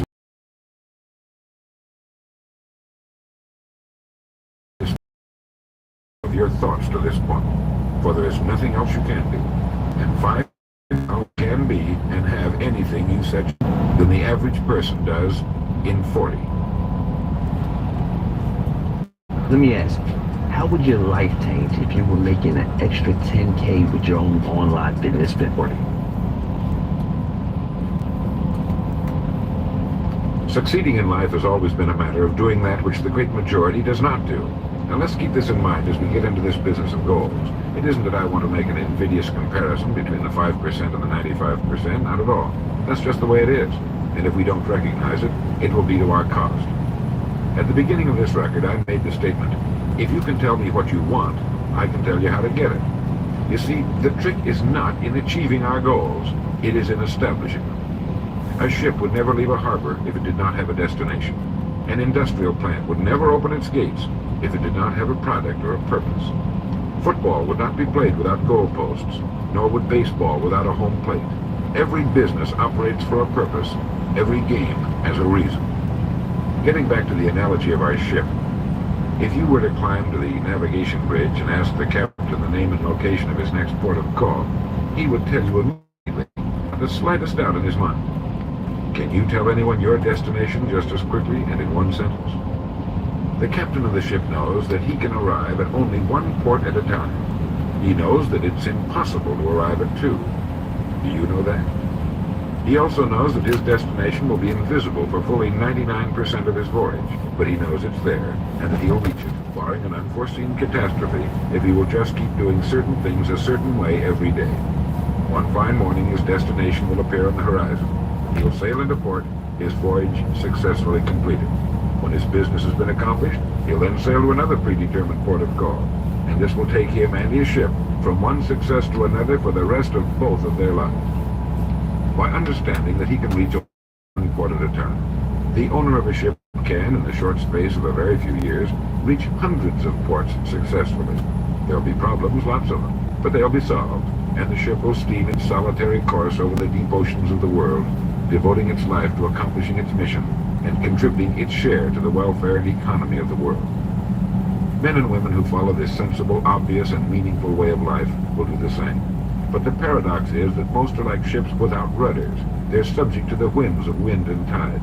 And while they hope they'll one day arrive in a rich and bustling port, you and I know that for every narrow harbor entrance, there's 1,000 miles of treacherous and rocky coastline. The chances that they're just drifting into are 1,000 to 1 against them. These are the unfortunate people who, not knowing the rules, believe that circumstance controls our lives. They believe in luck, in superstition, fate, the breaks. They believe that success comes as a result of who you know, not what you know. And while they cling to their false alibis, life passes them by, for the rules of life are just, and they are checkmated, without haste, but without remorse. Now what about you? Remembering that the definition of success is the progressive realization of a worthy ideal, what's the ideal toward which you are working, now, today, yesterday, and tomorrow? Can you write it in one sentence? Is your goal sharply and clearly defined? Now for a moment, let's return to the message in your booklet, Opportunity Unlimited. It reads, within each of us burn two unquenchable ambitions, to serve importantly and to gain financial independence. The first of these two desirable goals you've already achieved by being in the World Book Childcraft Organization. Now let's take a look at the second ambition, financial independence. I mentioned on the first side of this record that I could tell you how you could be and have anything you set your mind on in 5 years. To better understand this, you must examine one of the most overlooked facts in the world. It is that every job, no matter what it may be, holds somewhere within itself the key to everything we want in life, the key to greatness. But we must look for it, and we must think. Since only about 5% may be great, we must place ourselves in this percentage group. We can do this by making two decisions. The first is to decide once and for all that this is what you're going to do for a living, that this is going to be your career. Opportunities are unlimited, and it's constantly growing with our dynamic economy and our exploding population. In the past 13 years, World Book sales have increased 800%, and even this enormous volume is expected to double in the next 5 years. By being in this business now, your future is unlimited in this organization, both from a career and economic standpoint. It is being undecided, uncommitted about what we're going to do that keeps us from doing our best. We're working with one hand and looking around with the other. As a result, we do neither satisfactorily. And remember, this work contains within it the road to greatness, the key to anything you want for yourself and your family. Hundreds of people have already proved this in the last few years, so make the decision once and for all. Once this has been made, you'll feel as though a weight has been lifted from your mind. Perhaps for the first time in your life, you'll know where you are in the world. You know you have a place where you can serve, where you're needed and respected, where what you're doing is important. Once this decision has been made, we come to the second. Decide to become a professional at your business. You see, we can either compete or create. If we compete with all the other people in our line of work, we may be willing to accept the same rewards. If we create, and when we begin to do this, there's no which we can achieve. We hear a lot these days about a word called security. Everyone wants security, but not 1 in 10 can tell you what it is. Most people will tell you that security rests with a job. This is impossible. There is no such thing as a job that represents security. Anyone with a job can lose it for any one of 1,000 reasons, at any time. Those people I saw back in 1933, demoralized and afraid, thought that a job represented security. And when it had been taken from them, they had lost everything. They found themselves lost in a world they didn't understand. No, a job cannot represent security. There is only one place on earth you can find security, and if it isn't there, it isn't anywhere. It's inside of a person, never outside. If a man has security inside where it belongs, his wife and children can feel it when he sits down to eat with them, and they're warmed by it. If a man has security inside where it belongs, you can see it walking down the street, and you can feel it when he enters a room. That's security, and you can't take it away from him. You can take away his money, his home, everything but a wife who's willing to start over, and most of them are, and drop him anywhere in the country. Go back in a year and he'll be doing just as well as when you found him the first time. You can't keep a good man down, no matter what you do to him. Like cream on milk. You can shake it all day, but just set it down for a while and it'll bounce right to the top again. This man or this woman has security where it belongs. And you know where it comes from? It comes from doing what we do for a living surpassingly well. It comes from being a pro in a world of amateurs. Becoming a pro isn't difficult. It comes from knowing what to do with time. It comes from knowledge, planning, and working. First, knowledge. This means learning everything we can about what we sell, about World Book, Shellcraft, and our sales material. Learning everything we can about people, since that's who we sell, and learning everything we can about selling, since that's our profession. What we sell, who we sell, and how to sell. Those three subjects would fill a large library, but we can take things one at a time. And by devoting an hour a day to study, we can become outstanding professionals in 5 years or less. And it's the professionals in this business who can write their own tickets, good times or bad. They can live where they choose, and being professionals, work when they choose. Second, planning. This means writing down the specific goal we're now toward. It means writing in detail about the first port of call we want to reach, realizing that we can only reach one at a time. It means selecting the income we feel will represent financial independence to us. Once this has been selected, we know exactly what we must do in order to reach it. As soon as our first goal has been reached, we can set a new one. The person who does this is the person people call lucky. Good things just seem to happen to him. The so-called breaks start coming his way. But it's a result of planning and working positively that attracts the good things to us. I can't emphasize too much the importance of describing your goal in detail. If it's a beautiful new home, get the actual plans, or at least an elevation drawing of the home, and carry it with you so that you can look at it regularly. If it's a certain amount of money, write down the specific amount for the coming year to the penny, and then work your plan. Whatever your goal may be, write it down in detail. Then you're like the ship. You're on course, and you will reach more successful ports in a few years than most men do in a lifetime. Between cashews and almonds, which should I eat? Neither. Certain protein can lead, say it with me.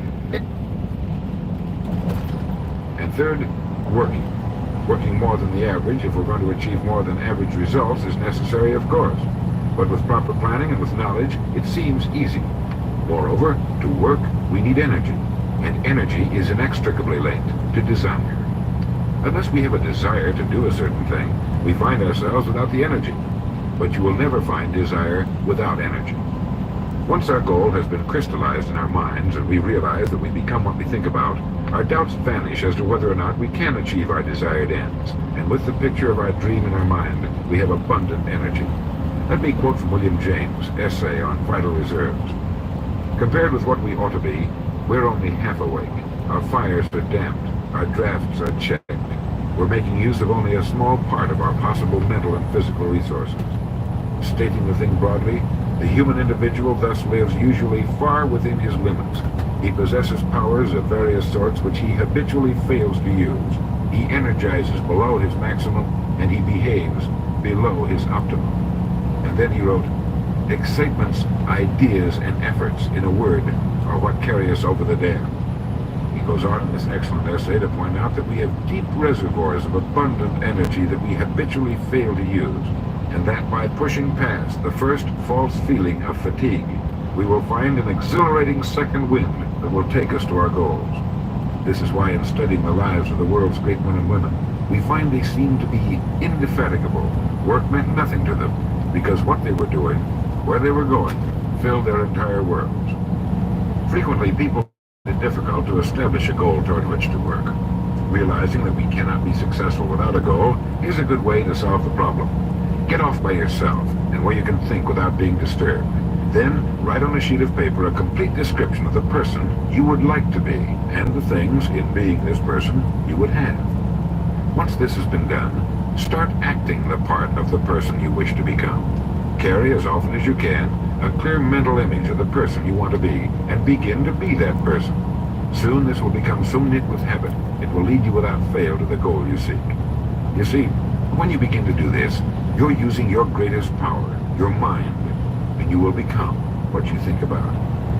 Some time ago I was flying west and reading a copy of a television play by the 3-time Pulitzer Prize-winning playwright Archibald MacLeish. The play was The Secret of Freedom.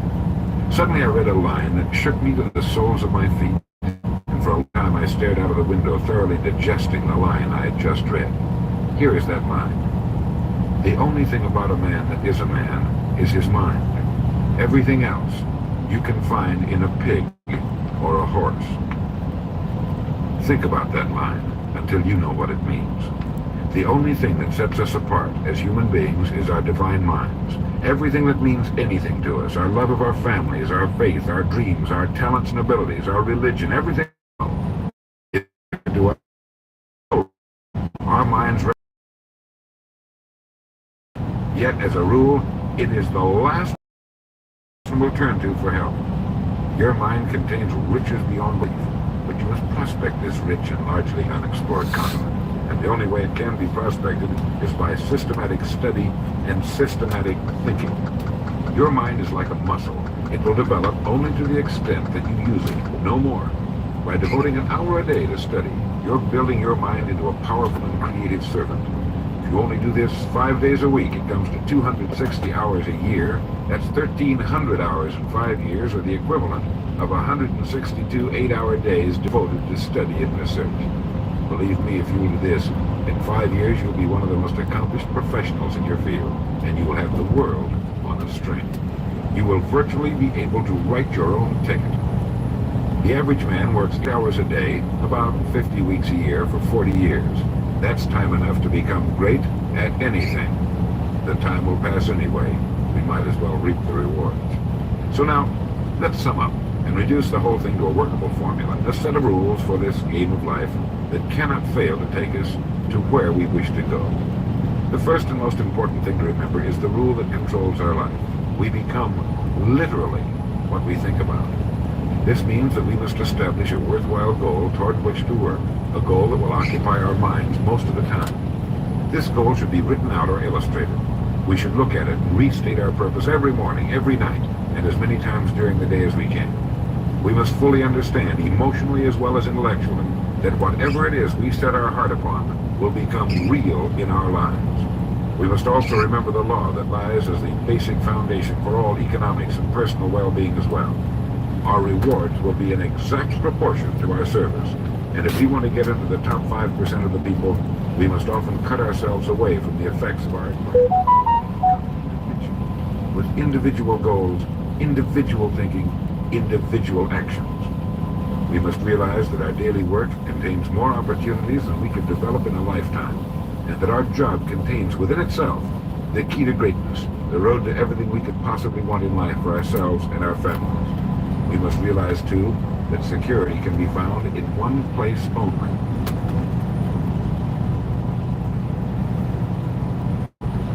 Inside of us. If it isn't there, it isn't anywhere. And the only road to security lies in doing what we do passingly well.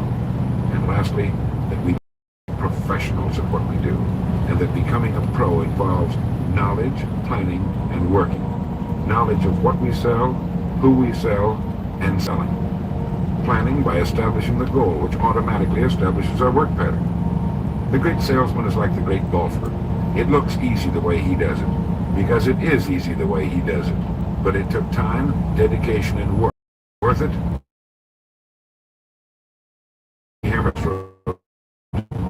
Different.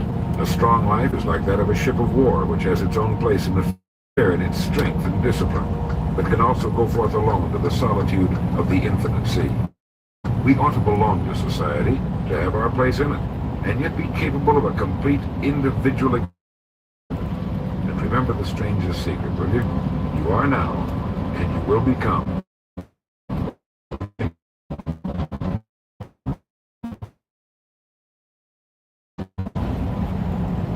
Art.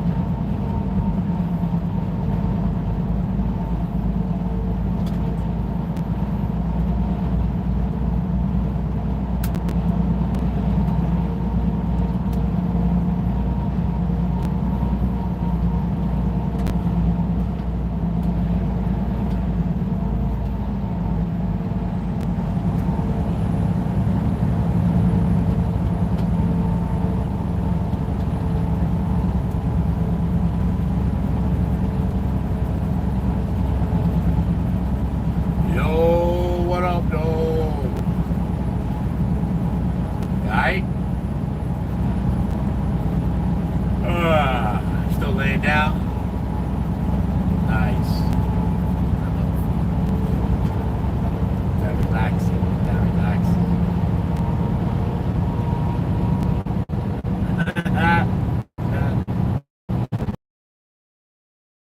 Oh, sugar snap. Give it to me.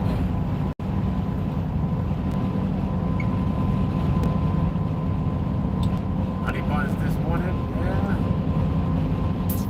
Yeah, what you doing today?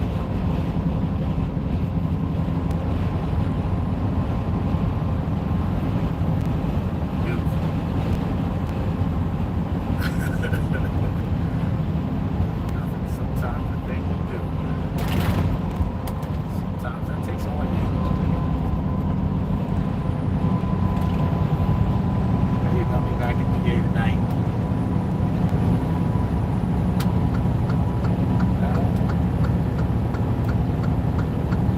Yeah, tonight. Leave again tomorrow.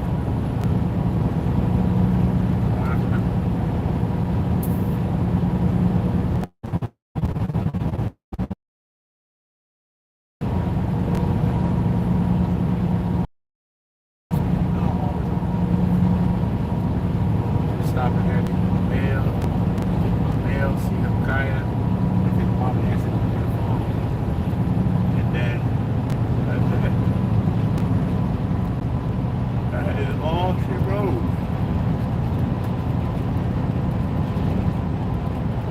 You know, about driving an extra 2 hours to you.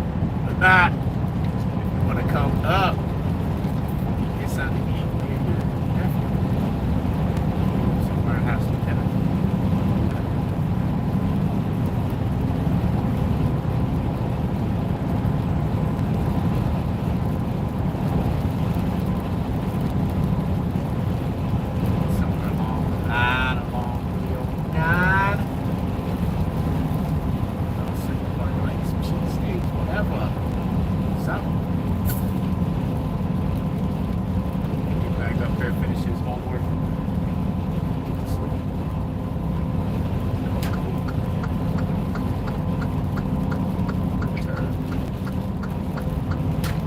Time is it now?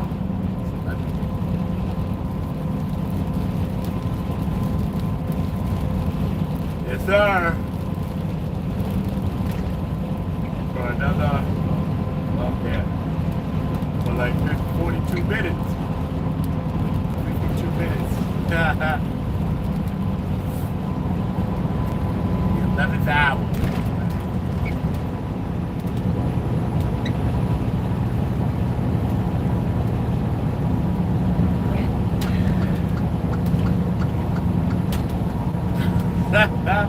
Can't be tired of the cat now. We had a fool.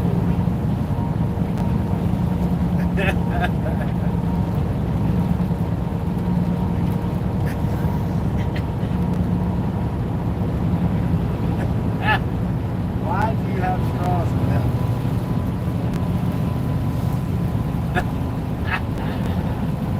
Yo, that's funny, yo. I never thought about straws at all. Never.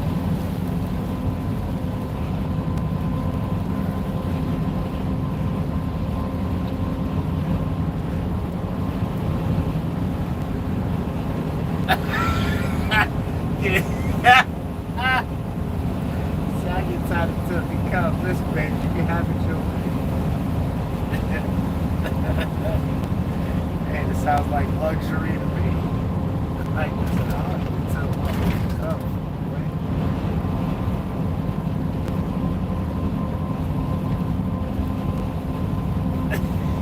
Yeah, the plastic. Some child cup with suctions on the bottom so the cat something. Sipping your drink while you sleep.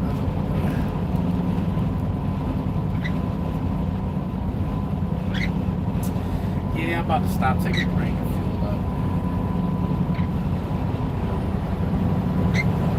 It's beautiful out today, except for the rain. You should get up, get out, and get something. Don't let the days of your life pass by.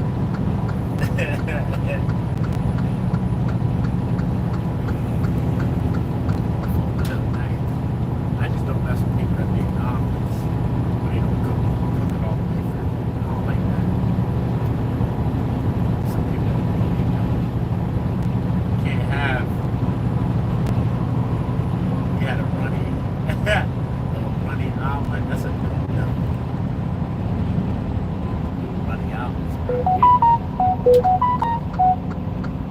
the name. Yeah.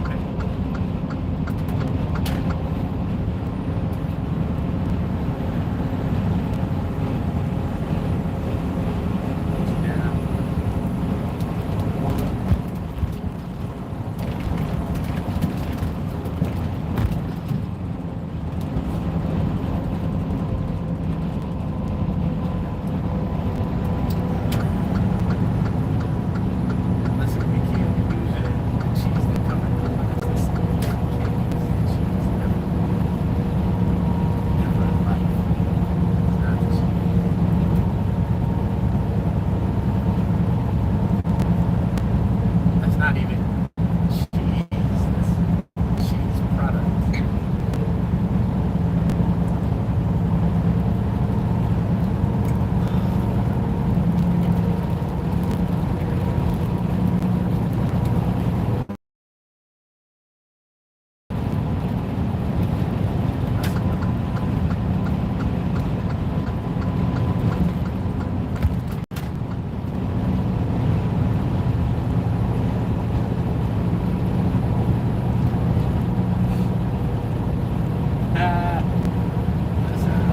I don't mess with myself eating it myself.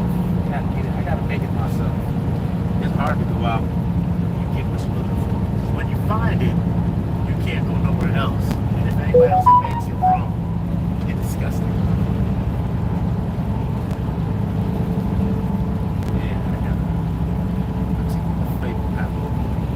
I need to see certain consistencies to be consistent. Wrong.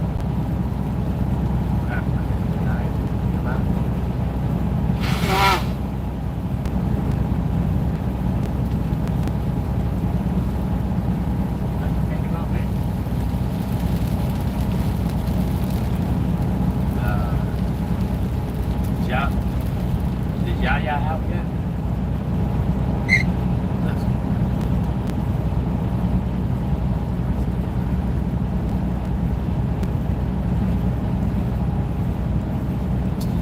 Yeah, man, you gotta listen, man. You gotta beat him. Don't beat him. We know that.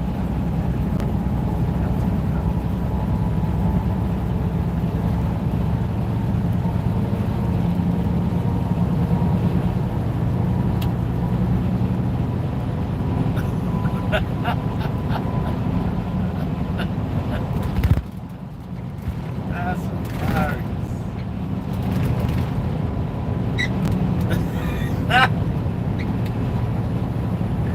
Yo, why did the theme song pop in my head? So you said,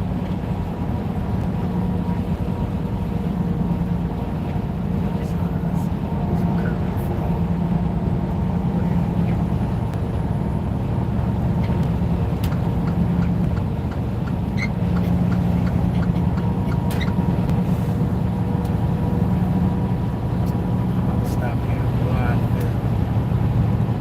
Virginia.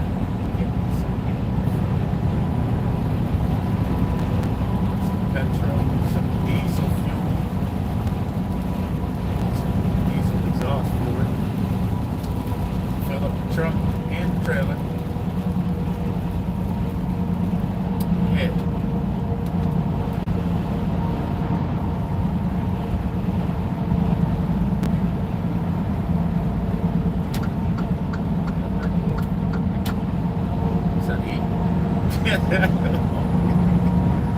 I woke up this morning and washed up and left.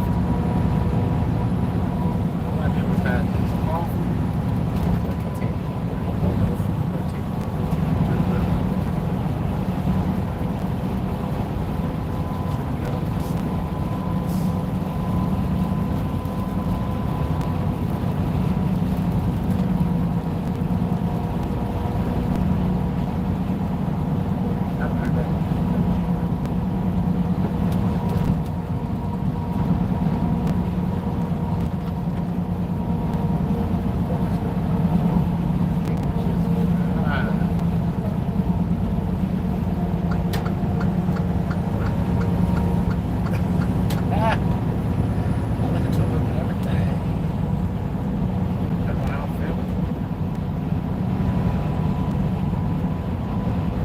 Sometimes I'm listening to my James Cleveland, thinking about grandma. Sometimes I'll be listening to some podcasts, some ebooks. Sometimes I'll be getting around East Coast, West Coast, beef. Sometimes I'll listen to some Busta Rhymes and I realize he's chasing the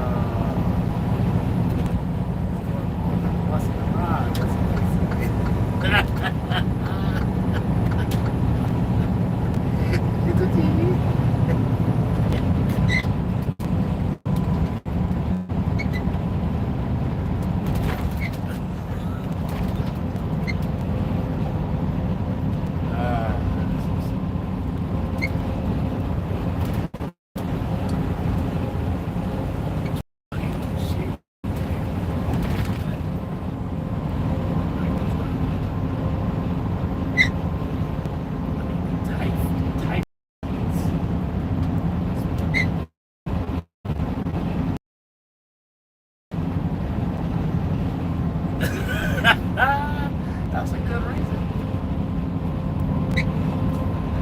Big riverside cruise, sitting on the way, satisfied and fulfilled.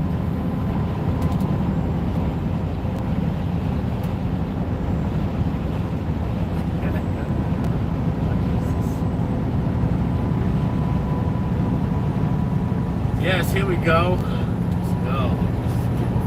Up. Okay. Sunshine trying to break through the clouds.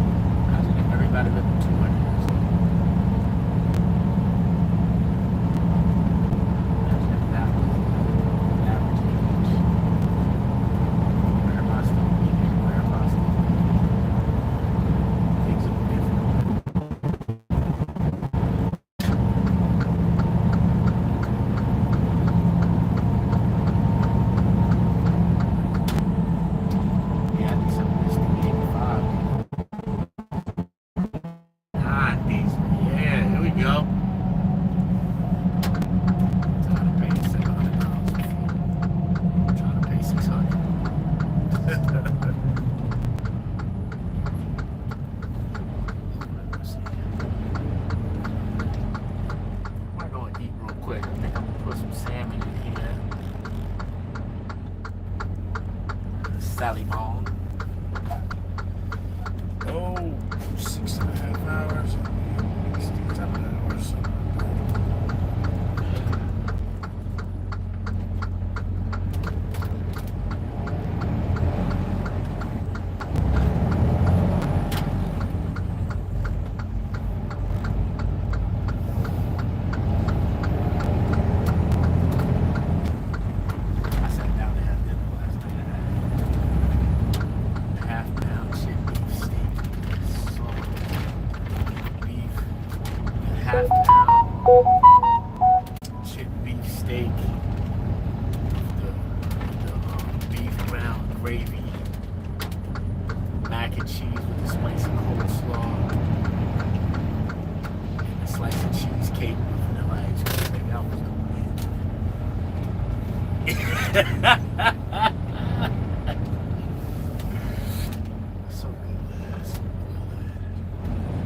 So good, I fell smooth to bed. And after that, I put on some Netflix and it was watching me. Oh, I watched it. I tell you, that meal was so satisfying. Alright, let's go on duty. Let's get some fuel up in this truck. Put this code in so I don't have to walk inside.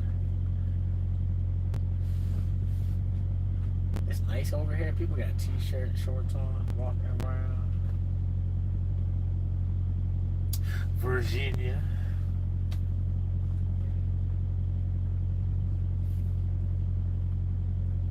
Is it cloudy or overcast or sunny? What is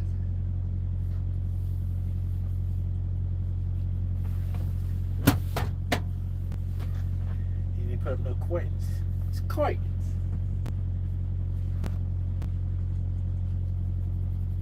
Gotta put up some curtains. 891-877.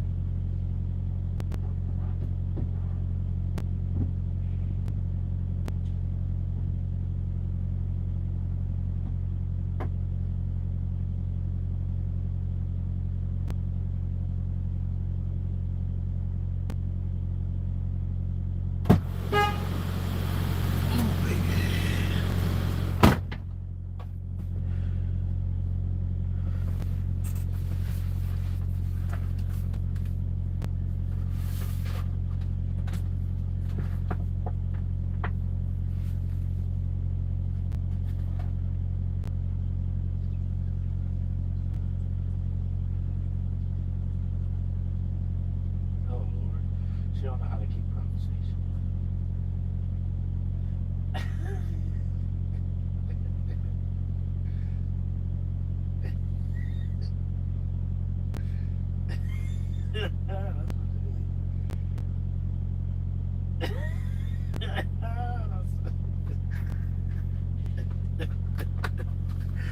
I love it. I love it. Ah.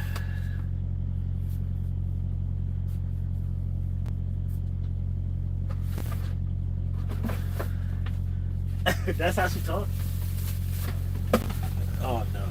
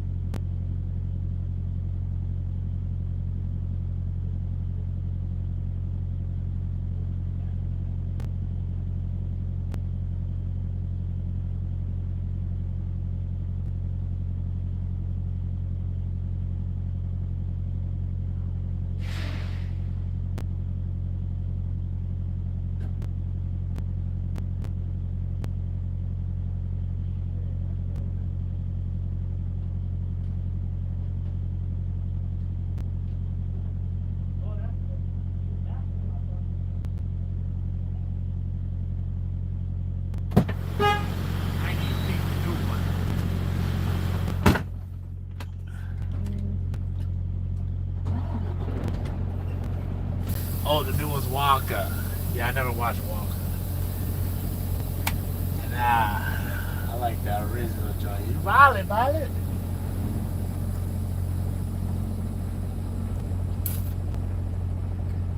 In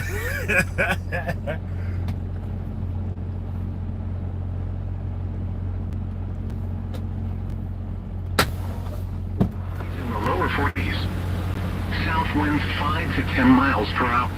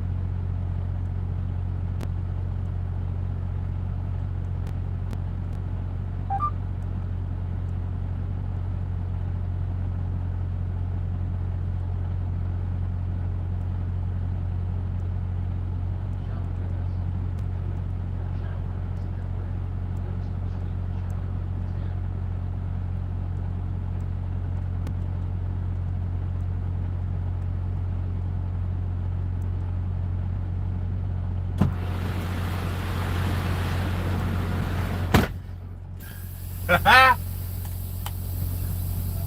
man, we're getting up there, buddy. You gotta warm up to get up. Yeah, you gotta be in the bed and pull your knees to your chest a few times before you try to stand up.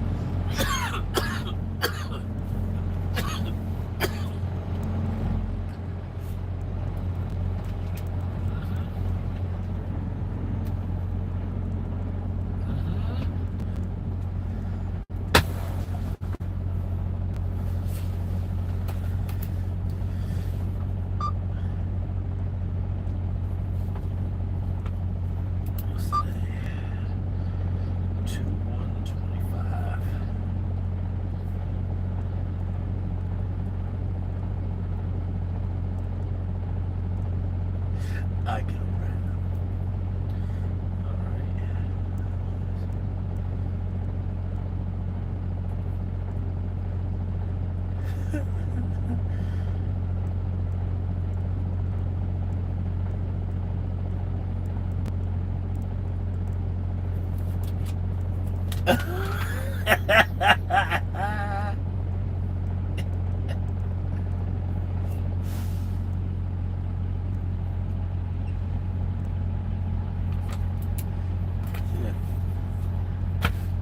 Sí, adelante.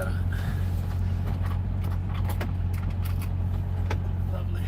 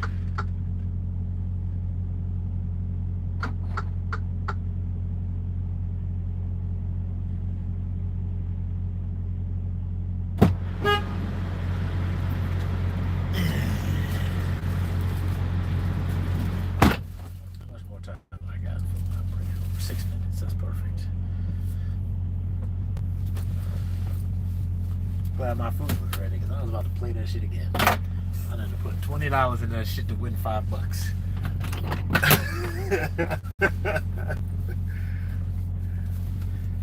Huh?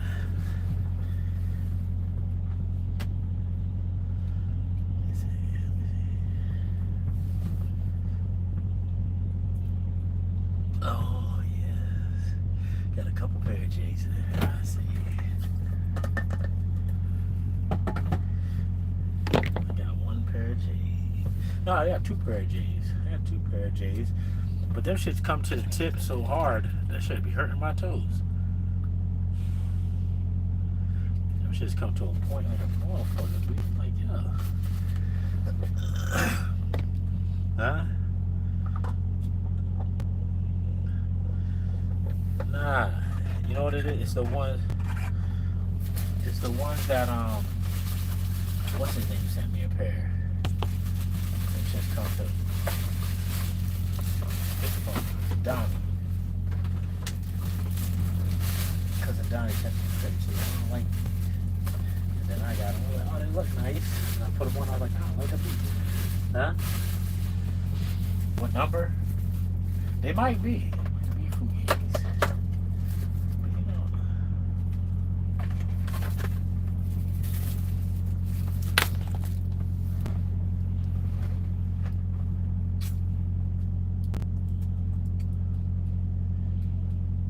Nah, it's not that they come to a point, it's just narrow in the toe box. I don't know. I'll send you a picture. Come on, salt, pepper. Salt, pepper, pepper. Salt, pepper. Yes. There we go.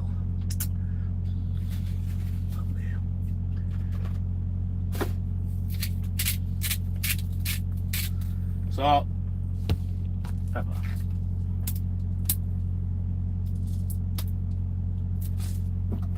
Razor. Where's that again?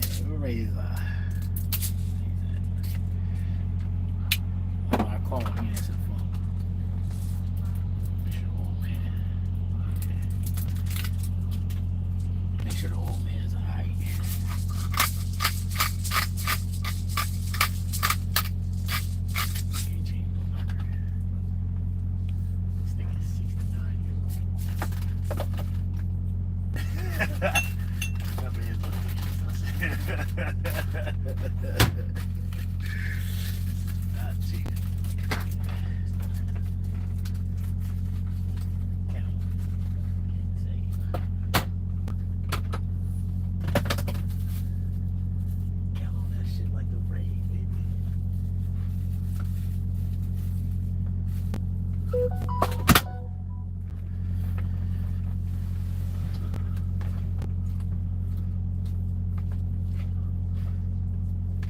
Max should, you know, I'll raise this chill. There's shit going on with the weather. I ain't heard nothing from Don. He ain't texting me back. Cousin Don.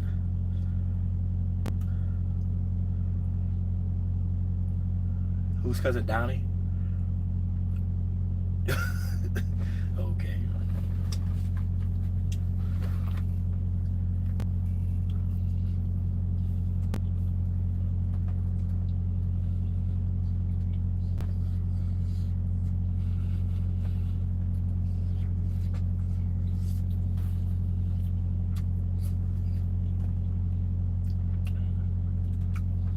You can always talk to him on your terms, man.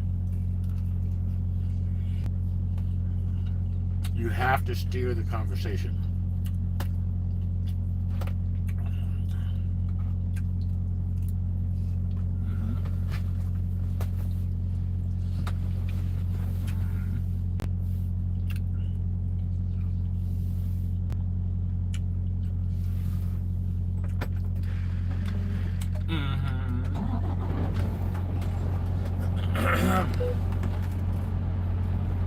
And you know they rule too now.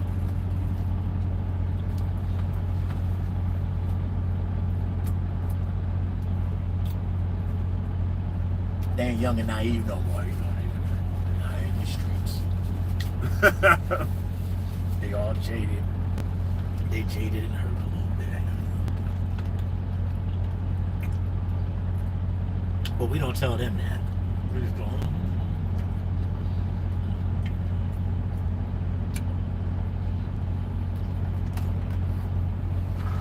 Hey.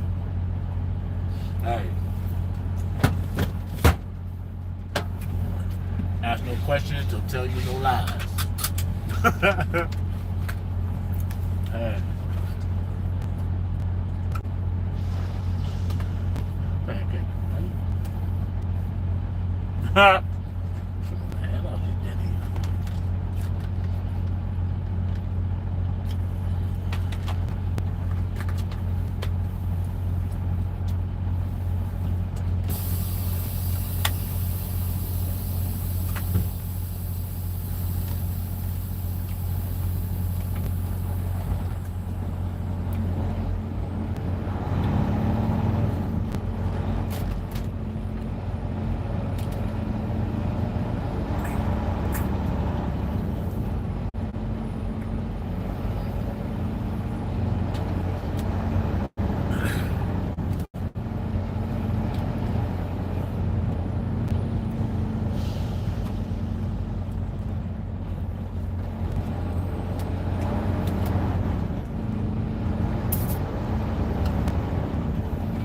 I've been eating mad pies and cakes and sweets and cheesecakes and shit.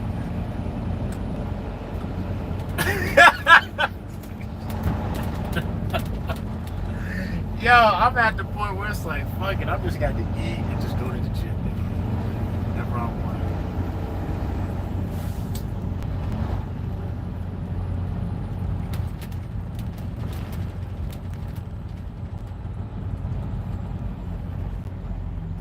No, hell no.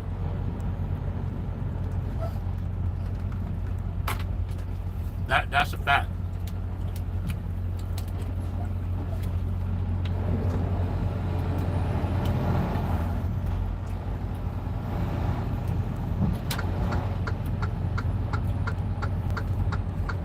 Be swole.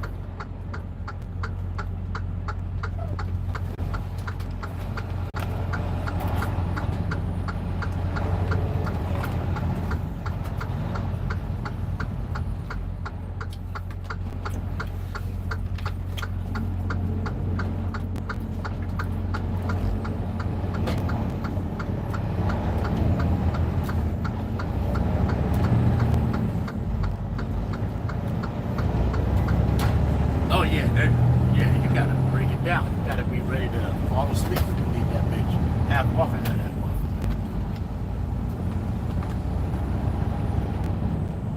Yeah, their intensity's too low.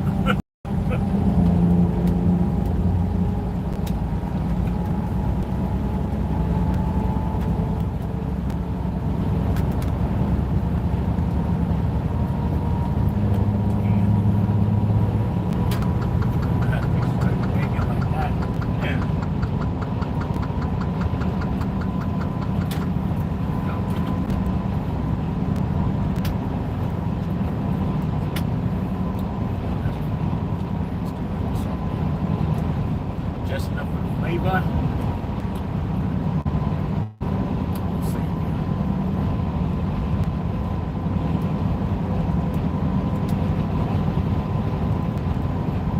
No, he ain't.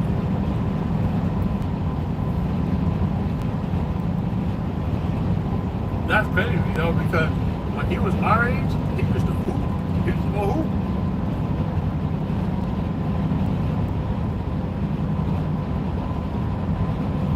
I remember he hurt his ankle one time and he ain't never exercised again. That nigga there going down the steps.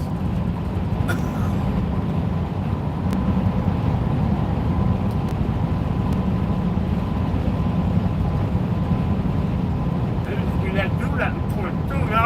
I'm like, oh. That's what I used to love him. Man. Then stop doing that.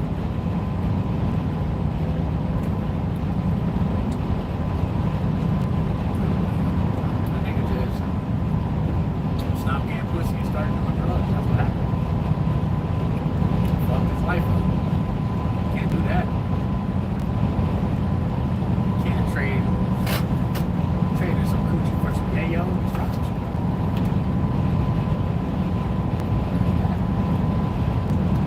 Let me tell about it.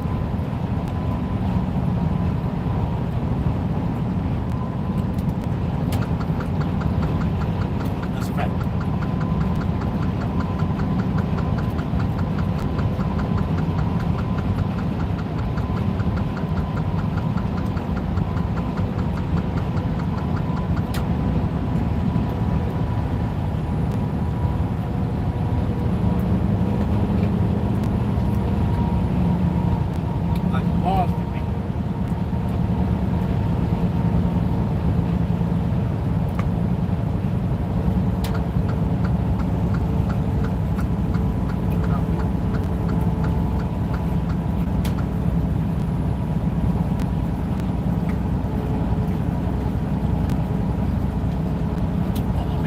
Yeah, maybe 6 pieces.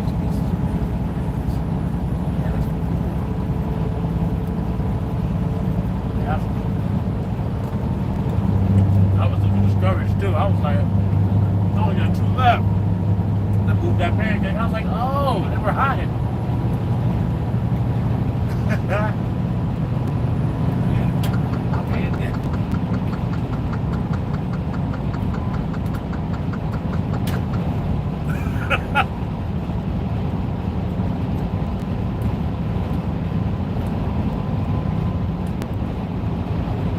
Oh yeah?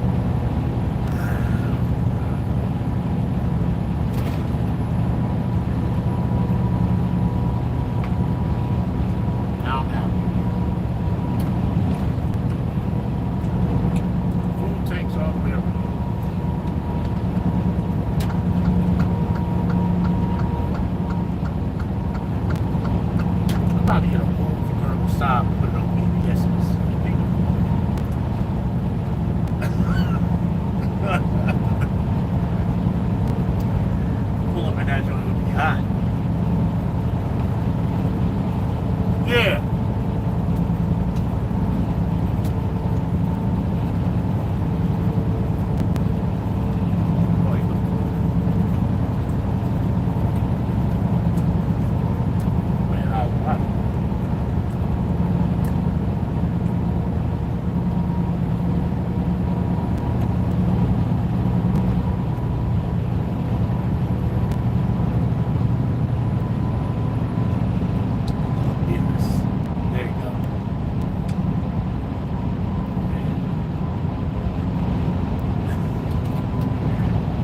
Yeah, like swinging sign. Yeah.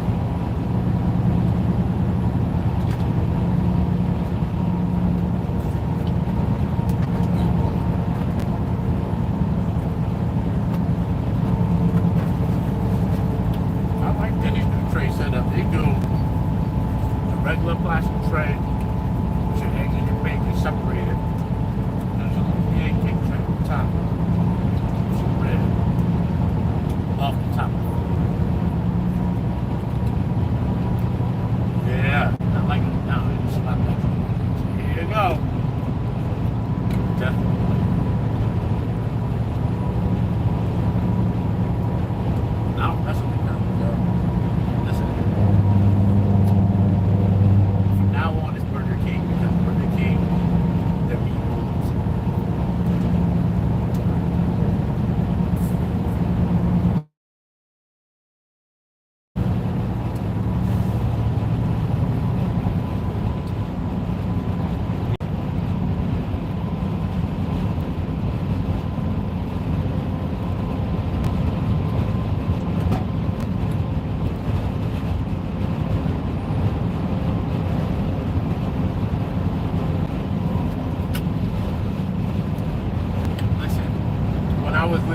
when I was talking to you on the phone, and I got the McDonald's when I was in Massachusetts, I couldn't sleep. I couldn't sleep right that night. I was messed up. I couldn't sleep. I'm like, I can't. And I was like, I just did it out of pure necessity. Starving. I had to get where I had to be. Yeah.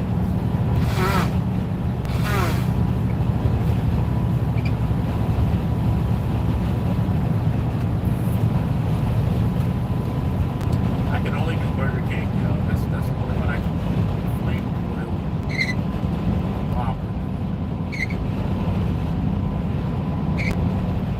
I can do Burger King.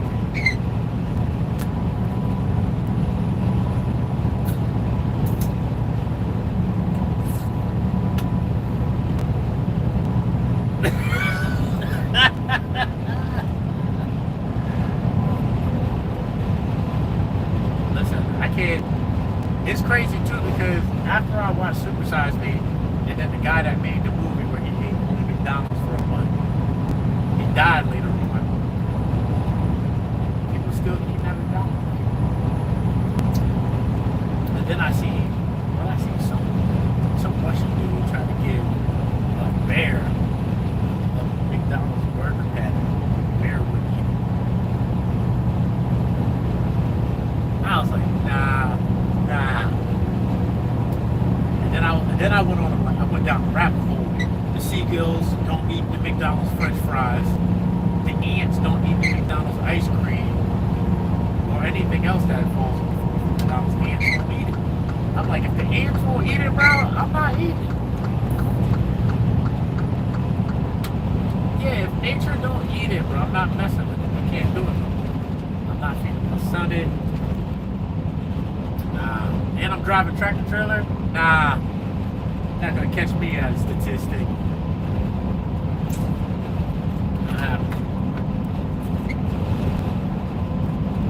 Take this air fryer out. George Foreman. Let the grease drip off. And I'm cook with no oil, no butter. A little seasoned salt, onion, and garlic powder. Some fresh garlic, some fresh onions, broccoli, rice. I be on my one word food, yo. What you eat?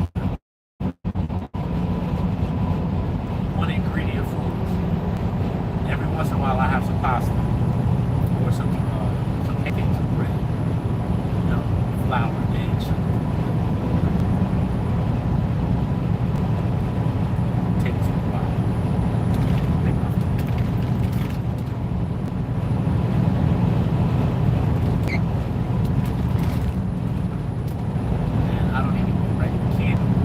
I'll stick with the Sour Patch Kids because there's no gelatin in it. They just care about wax.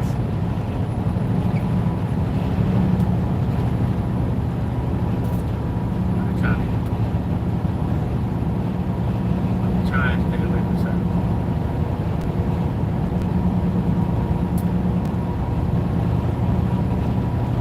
Yeah, I don't even.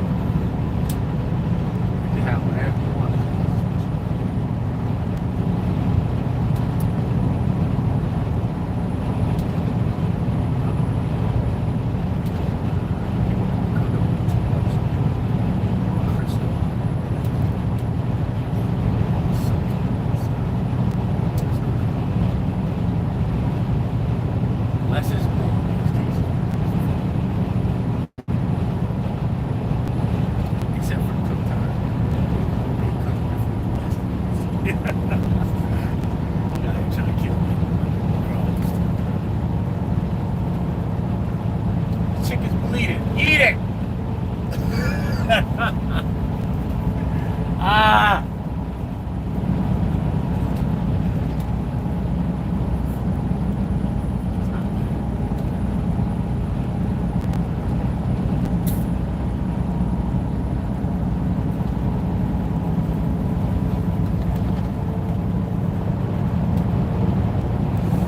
No! What that shit? Ah!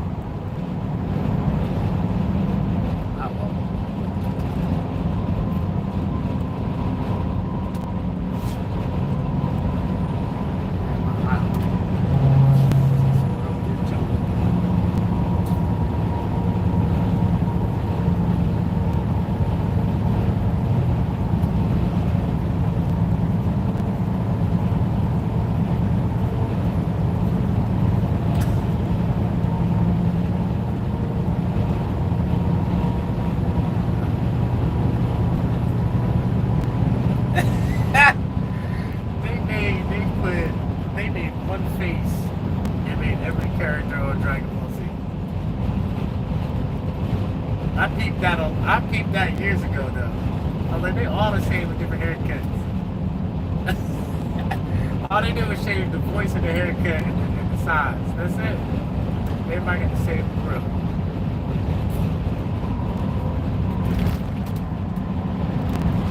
Yeah. Yeah.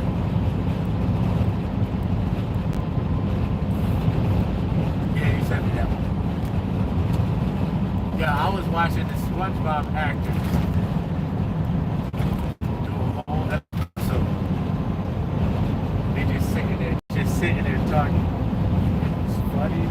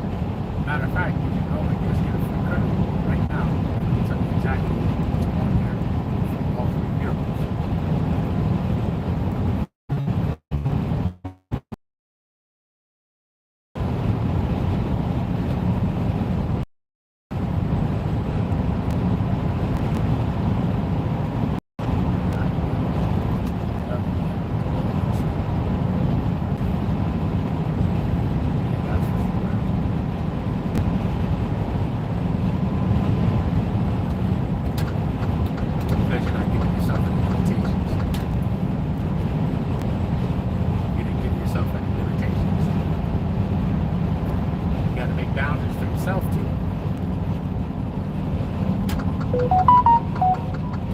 Well, you need to add that to nothing else that you need to do.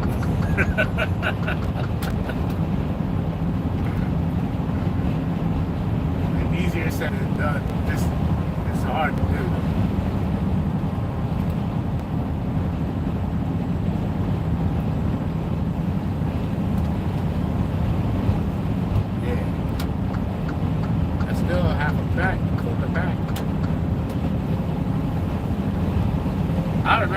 I remember when I was smoking, like, I'll bust myself down on 2 longs for the day. 2 Cadillacs for the whole day, and then wonder why, like, why do I, like, not even a smoker, like, it's just like, it's just quick light it in, put it out. And then I'm walking around with a half a sticky ass, half a cigarette.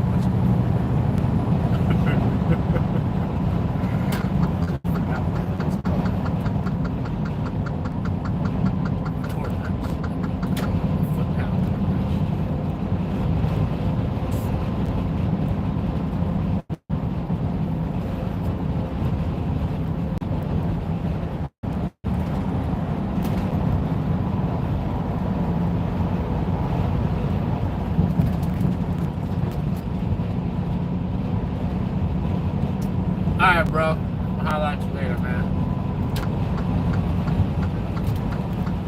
Definitely. Alright.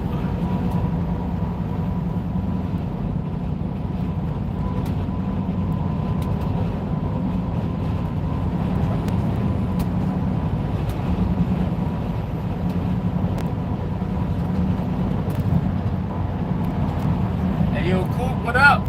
Yeah, send me the link for the walk, man. Definitely consider doing that. That's a yeah. John. Yeah, I'm all the way back to DC today. I should be there about 6 hours or so. Sitting right now. But yeah, man, if you check me out on the live stream, I'll be here.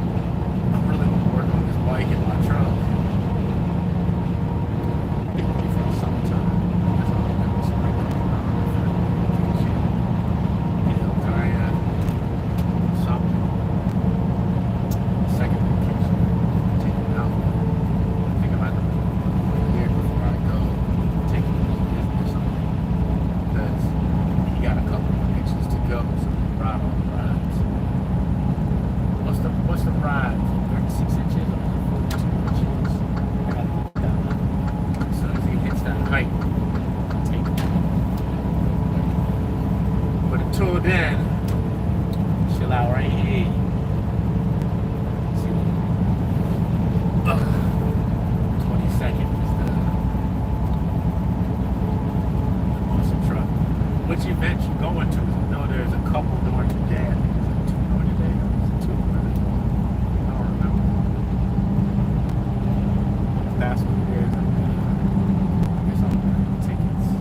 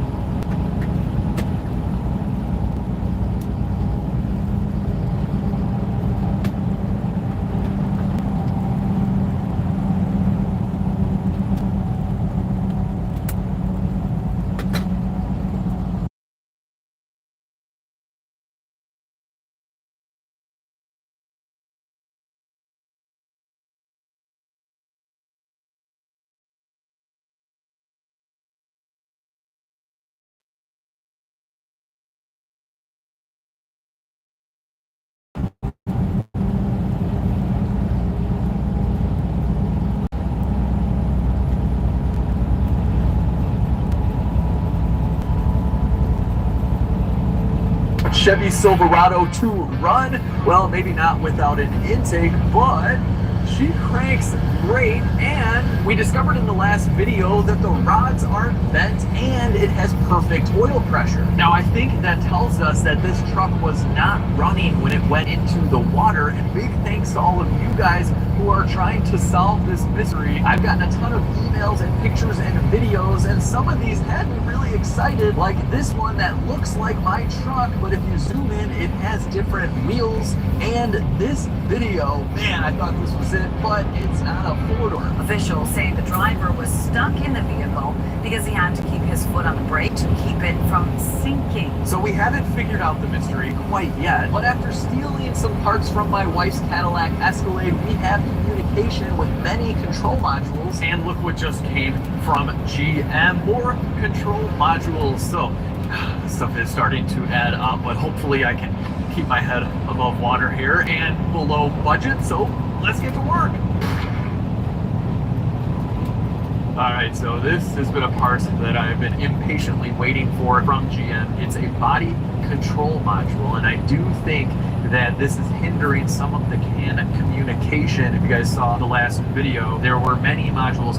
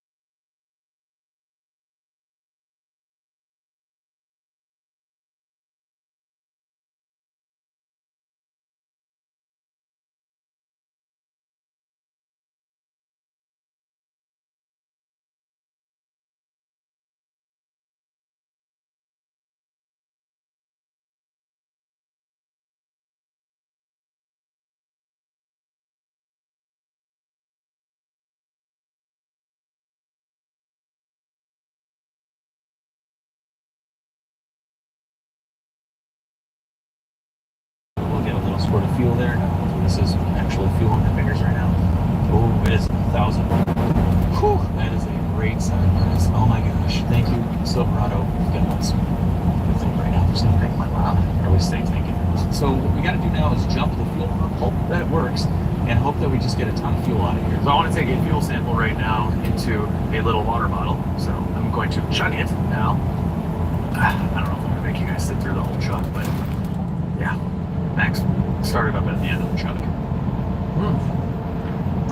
Every once in a while, I'll be at dinner and my kids will randomly yell, chug it, chug it. You got chug what's in front of you. So, you know, pretty good at that. Anyway, Puritan Spring Water. These guys are super cool. They saw the Frozen Auto series and, you know, it fell in a link with water. So they're like, hey, do you guys need shop water? And I'm like, yeah, we love water here. So they showed up with a bunch of water. And look at this. They even sent me out a water machine that does hot water and cold water. We officially have an office. Max, how hydrated are you right now?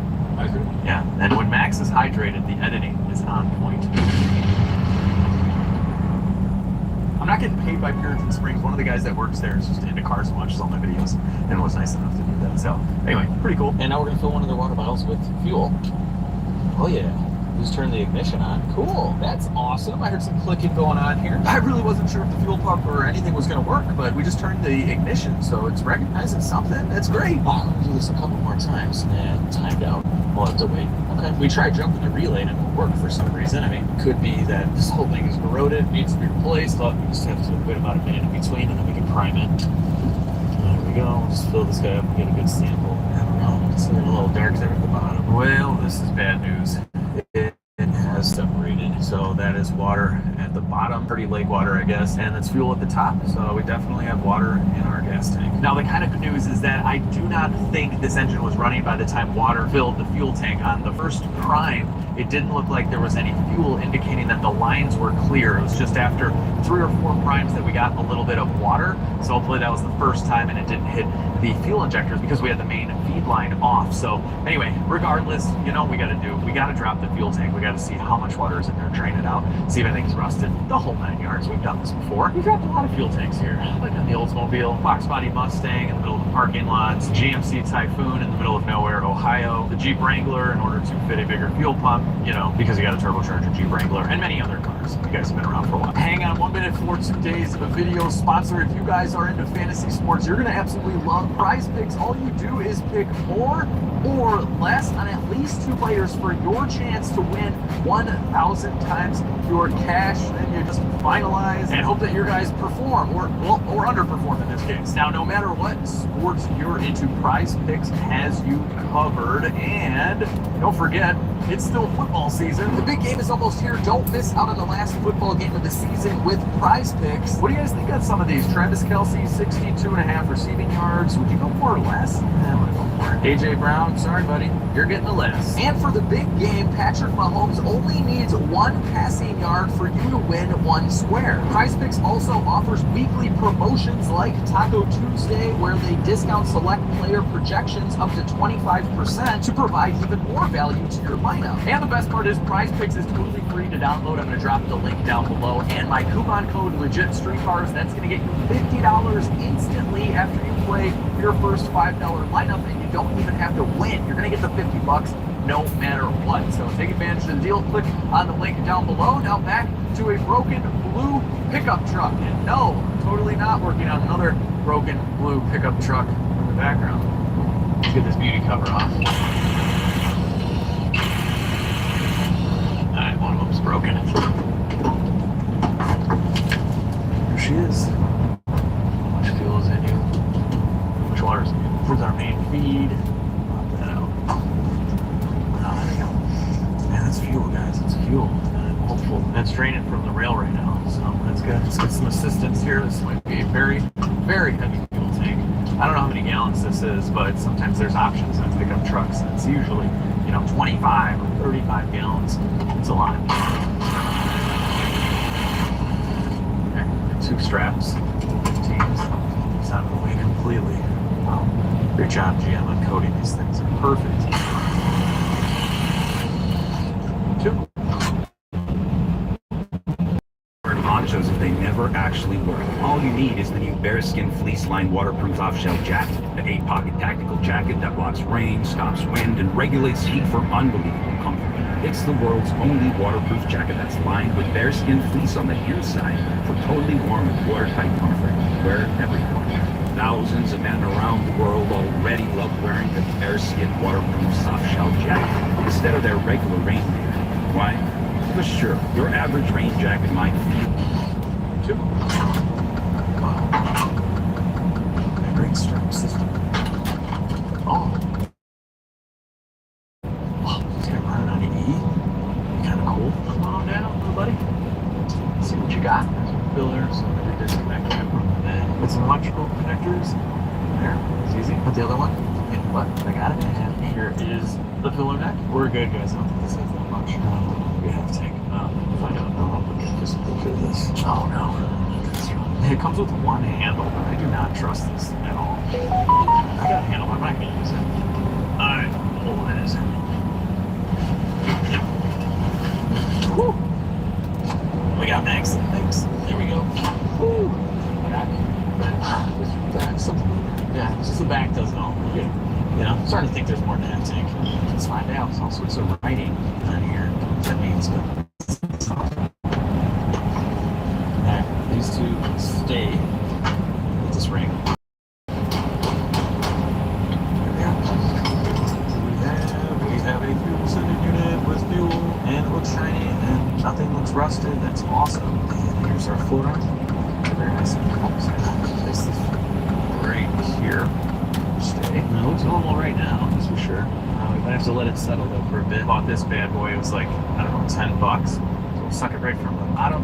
There's a good chance we have like 15 gallons of fuel in here. We'll turn it on. Yeah, this is great, guys. Yeah, that is straight up water at the bottom. Look at that.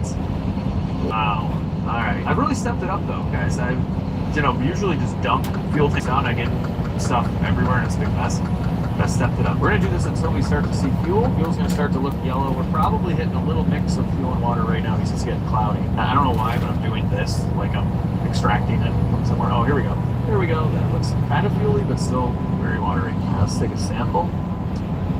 There's some fuel in there. Guys, this is like the best thing I've ever bought. This is great. Here's our first container. You can definitely see the separation at the bottom, but if we light it up with the LSC Ultra Pen Light, you can really see the difference. That's all water. So we're filling up another one right now, and so far, I think that's going to be a lot less, which makes sense. We're getting all the water off the bottom. Okay, so we went from this to this, basically nothing. I think that is all the water right in this one. And that's usable fuel right there. I'm not going to risk it on the Silverado, but am I going to put that in my kid's dirt bike and go-kart? Yeah, definitely. Well, we got out 20 gallons. I think I'm at the end here. Oh yeah, we're getting it all out. Good to the last drop.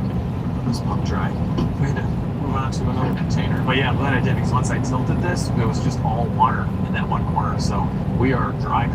That's right. We can go back together with this tank now. Oh, you know what we should do? We should empty out our center because this is all water. Yeah, a lot of water, that's for sure. And okay, cool. That looks super clean in there, though. We're good. Now, while we got this hole open, we poured in some heat and some oil performance improver. They say never to cross streams, but we're gonna see what happens if we cross streams. Here we go. The powers unite. That's about it. We're just going to put about 5 gallons in here or whatever my container will fit at the gas station. But you could just run the PI. This is a great water remover and antifreeze as well. But, powers unite. Cross streams. Ghostbusters. Anyone remember? Well, that'll be going back together with our fuel sending unit. Push this guy down. Look at that. Drop our ring down. She's back.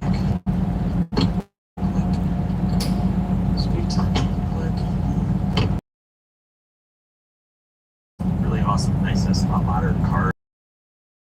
Be like rusted, corroded. This is sweet. Good job, cars. I put 36 gallons in.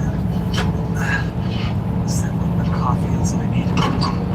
It's empty here. I can handle this thing now. Range going up. Fine pneumatic engine stand. It's foot power, baby. Takes up. It's strap time. It's nice. Modern cars. These are a little rough coming out. So let's put a little penetrating oil in there. Bolt still looks good, but if you ever have anything come out like that, just usually dirty threads, do a little rust.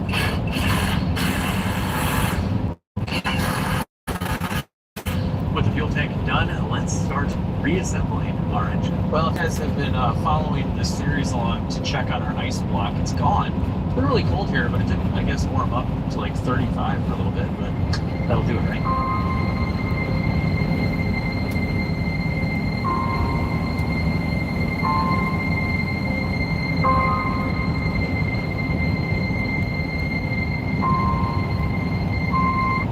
Imagine walking through these doors like our past 47 other winners. Yeah, it's time for you to be number 48. Because McLaren 6.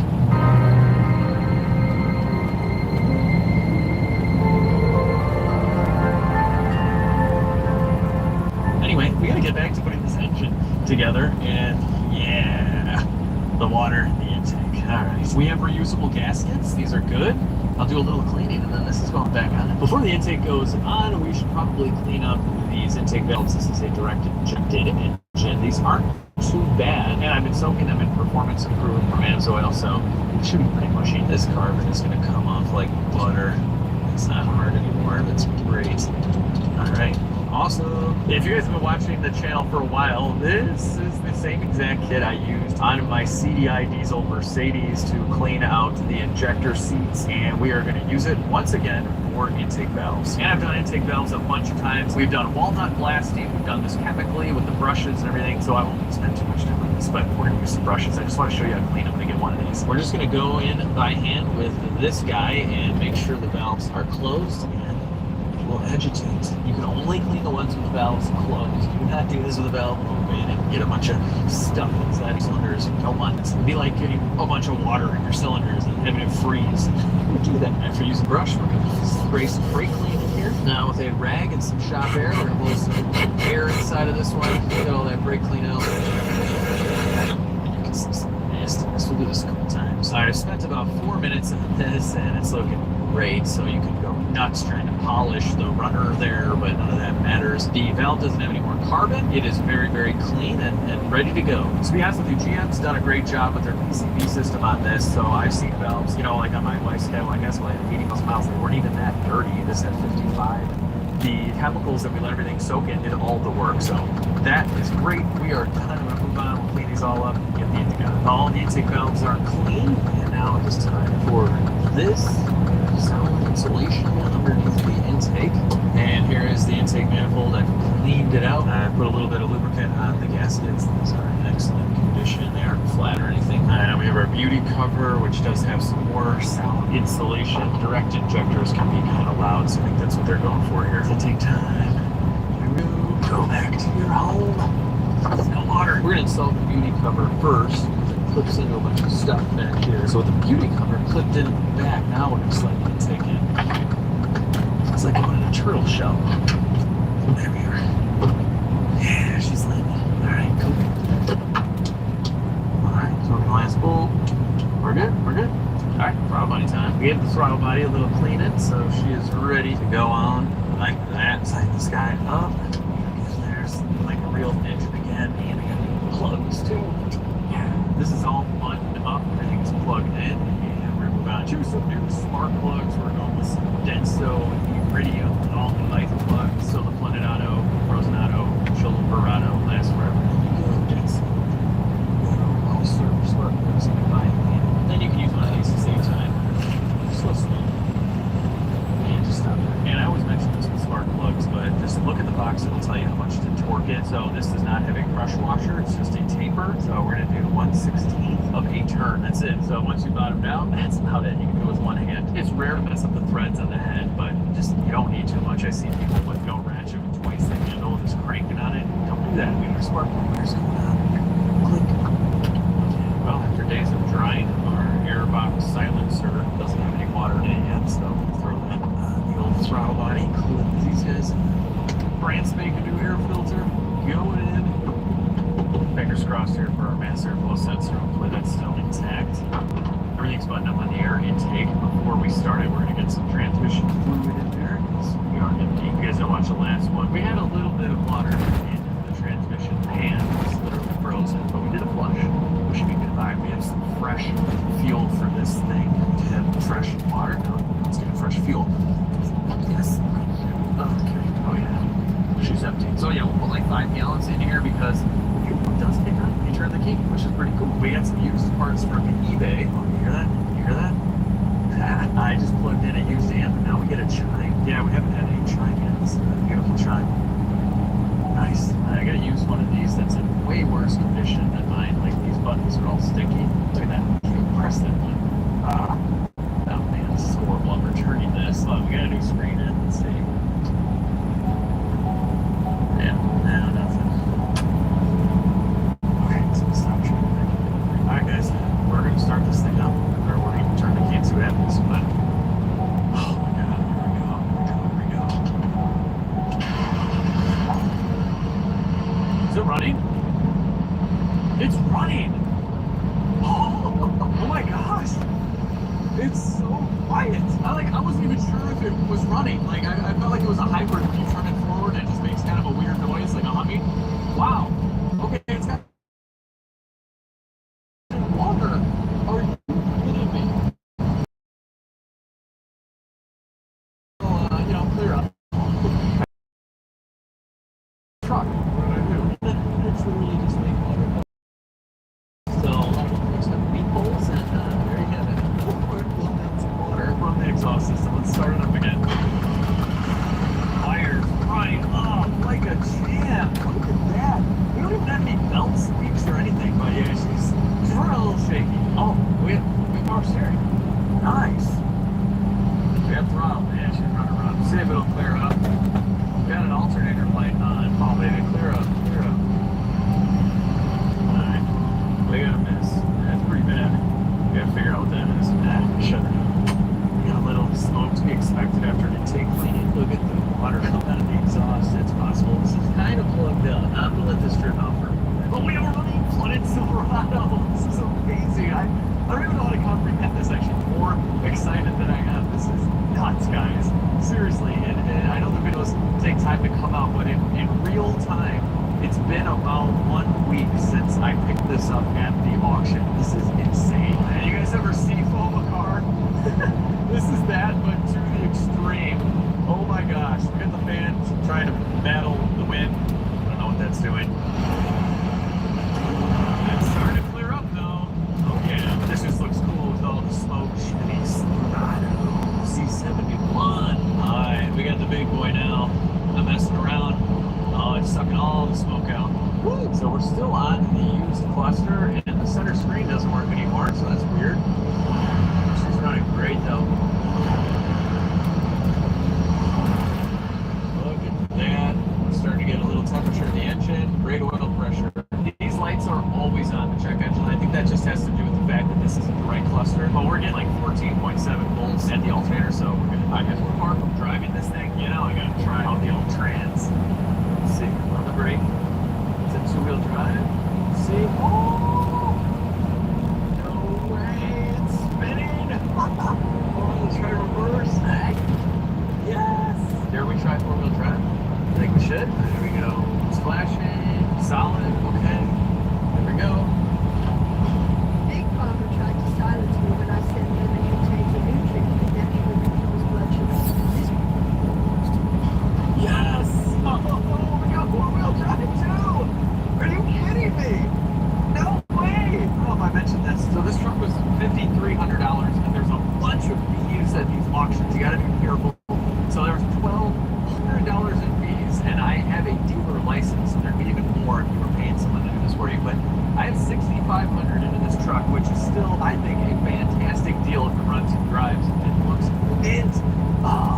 It almost does run and drive right now, so we got obviously still some work to do. It is very, very late. I gotta let the smoke clear. I think I'm gonna pass out. But we're back at it. Back at it tomorrow. One more start. It's so nice. It runs great now. It's totally cleared up.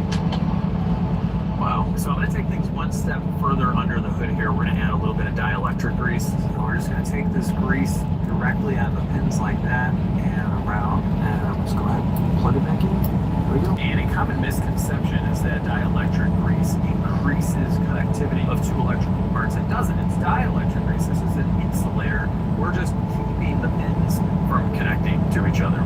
We don't want that. That means they're shorting. So this is also going to make that seal even more weatherproof.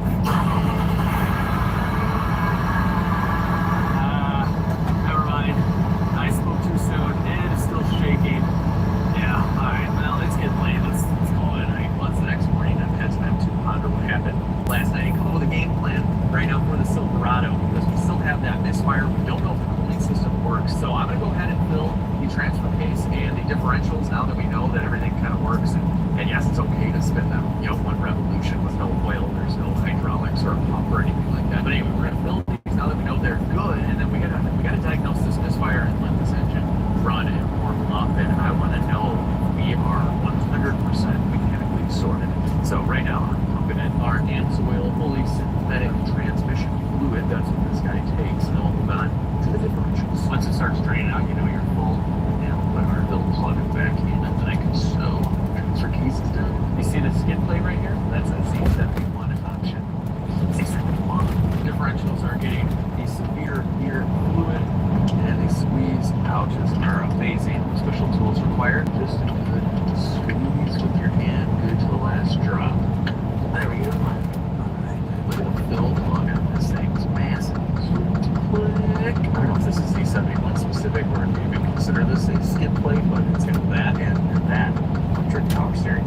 Last up is the rear differential. Drink up, buddy. Rear diff is full. You're good here. Don't mind me. I'm just mopping up lake water from the shop floor. And after this, we're going to fire it up. See if it runs any better this morning. Something too serious. These did have lifter issues and those injector went bad. And we're going to find out when I first start here in the morning. Fires right up. Yeah, sounds great. Little shake. No smoke yet, but I can hear it. It's definitely got a miss. It's starting to clear a little bit, and the coolant temp is almost in the middle there at 210. Curious to see if these fans work. No fan action just yet. Alright, this is looking pretty cut and dry. Cylinder 6 misfire counter just keeps on going up. Oh yeah, lots of misfires. Okay, let's shut it down. Okay, we're reading 2,000 ohms on this spark plug wire. That is a lot. Just ordered a new one. And what are we gonna get? Yeah, that'd be more like it. Okay, the spark plug looks fine. They're all brand new, so now we're gonna bring spark plug pairs too. Sweet. Hopefully this fixes it. It should. Our new spark plug wire going in. Click. Nice click. The coils under these covers. You can't see them, but you can feel them. And you can hear them. There we go. Okay, I'm firing the hole again. Good start. Yeah, this looks smooth now, guys. Before it was shaking around pretty noticeably. And we got zero across the board. No misfires. Awesome. You know, I'm treating my baby with all new plug wires, so who knows what happened when that thing was frozen. I don't know. Expanded in there, cut the wire. I don't know. I don't care. We're good. I swear these fans were just on a moment ago. Come back to me. They were working. Oh, come on. Yeah. Woo! We got fans!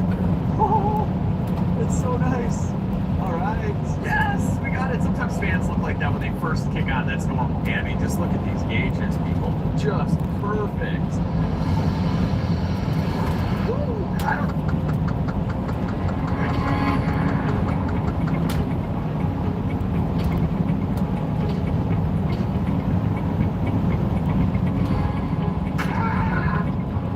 Everybody's feeling better.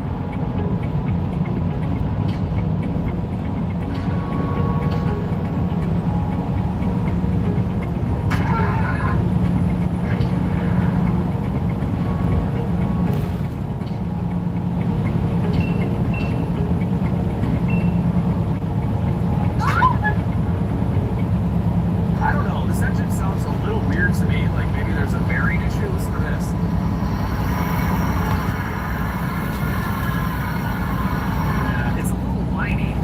Could definitely have been water getting inside of one of the idler bearings or the Fisher bearing or something. Let's take a belt off. Yeah, have the belt off the crank. Let's see if there's any difference. It's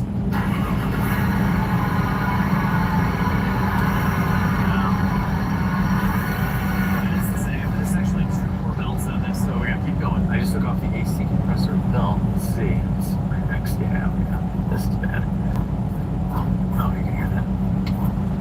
Yeah, and it's a little rusty. I was kind of suspecting we need to fix this, but because this bearing didn't wear out due to high mileage, it just got water in it, I'm going to try something that could potentially be a free fix because the compressor on this truck, I think it's like $400.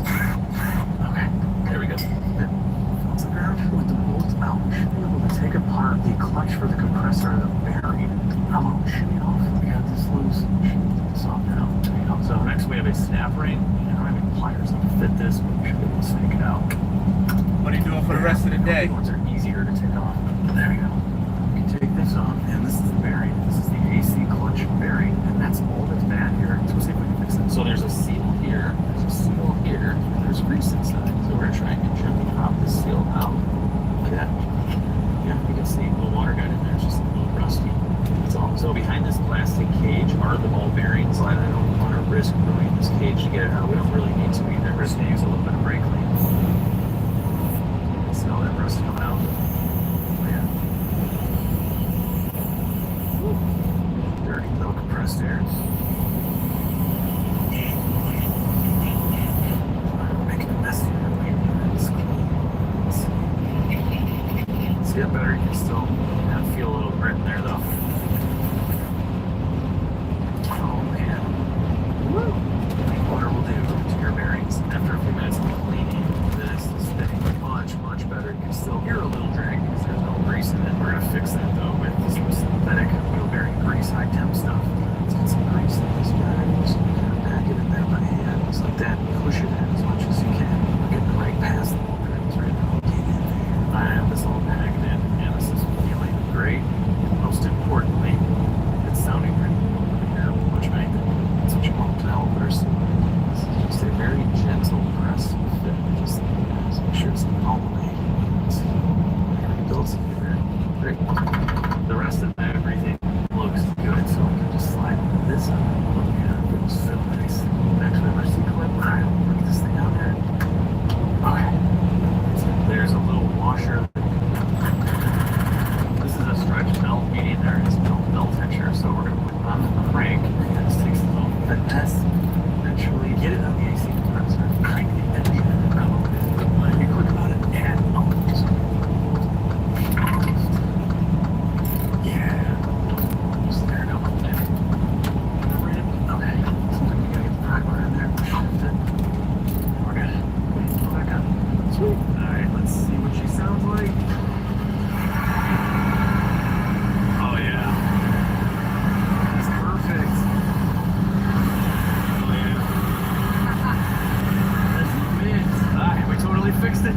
You can fix bearing in 2025. A lot of people don't rebuild stuff anymore, but in this case, you can do it. It's now or never, people. This is a good time to see what CD is stuck in here because I have a new one. This does not work at all. Max says it's a Metallica CD, so I guess, and he thinks it's because of this red line. He's never seen another red line CD that's not Metallica. No, I don't know whose truck this was, but he's a fisherman from Wisconsin. He bought it new in 2015, so he's got to be kind of older. I mean, it's like a really expensive truck back then, 10 years ago. I'm going to go with either Bruce Springsteen or John Cougar Mellencamp. That's what I think Wisconsin fishermen are listening to.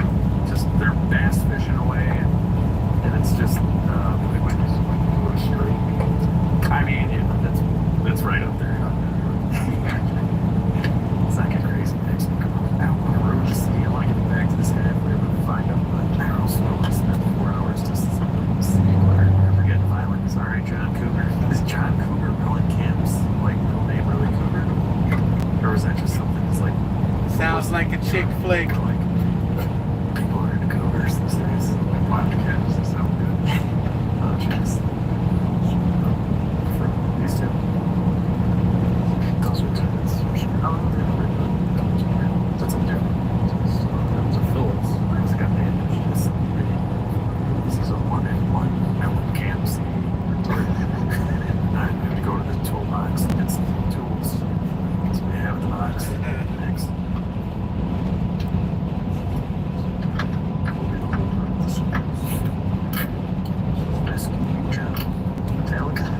Here we go. Yeah. This is right in there. Might be able to tell just what I needed. It's the third song on the album. Just what I needed. Third song on the album. Come on, take a guess. There's no way anyone's gonna get this. I want first song on the album. Good Times Roll. Let the good time roll. Oh, it's the Cars. It's the Cars. We were both wrong. Oh, and that is very, like, potentially 50s-ish Wisconsin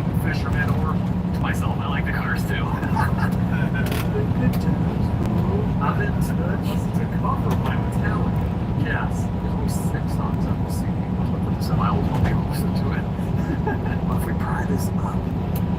Maybe we can get this out without damaging it. Get out of here. Player spinner. Whatever. Oh, shit, let's stick it out. Oh, here we go. Yes, undamaged. Woo, look at that. The cars. Oh no, there's 9 songs. Sweet. It's got a little mold. Nothing's steam. Can't see a camera. And a little wipe. They say when you put a CD to wipe out, don't ever just go like this. Wipe out. Oh man, I wish I could get that out. Yeah, from the hair. This is with toothpaste. Hey, toothpaste. Supposedly you're supposed to put it in the toilet and flush it. It'll explode. It's not gonna like fix it. Max, I think it's pretty safe to say you lied to what? That is not a thing. Did you get that one spotted? Alright, anyway, eventually I plan on driving this to Wisconsin if we figure out what boat launch location it was, and then we'll have hopefully a CD player working in there. We'll try out the car's CD. Guys, I cannot express how happy I am. I don't know if the transmission is going to shift properly, but in the next video we're definitely going to try and find out. I have a bunch of electronics coming from the dealership, and we're going to finish cleaning the interior. We're going to reassemble everything and go hopefully for our first drive. And I did find some more information on what happened with this whole accident, which you guys are going to learn about in the next video, and we may even be driving to the scene of when this thing went into the lake. Little hint, it didn't go into the lake. It's probably exactly what you guys thought. But anyway, that is for the next video. Thank you so much for watching this one. I hope you guys are really enjoying the Silverado series. If you are, give it a big thumbs up, share the video with your friends and family, subscribe to the channel if you haven't already. It's a little button down there. It's free. It really helps me out. But most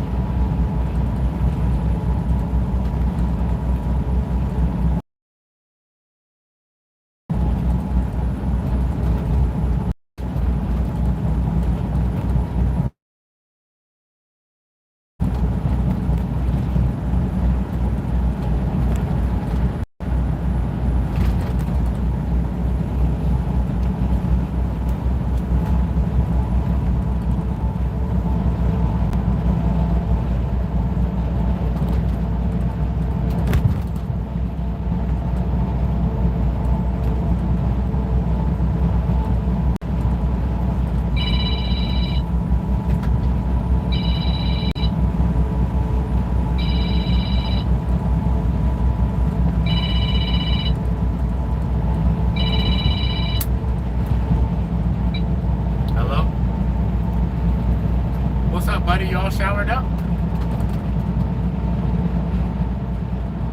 Where you at? Alright, well tell Mom to give you a shower. Where's she at?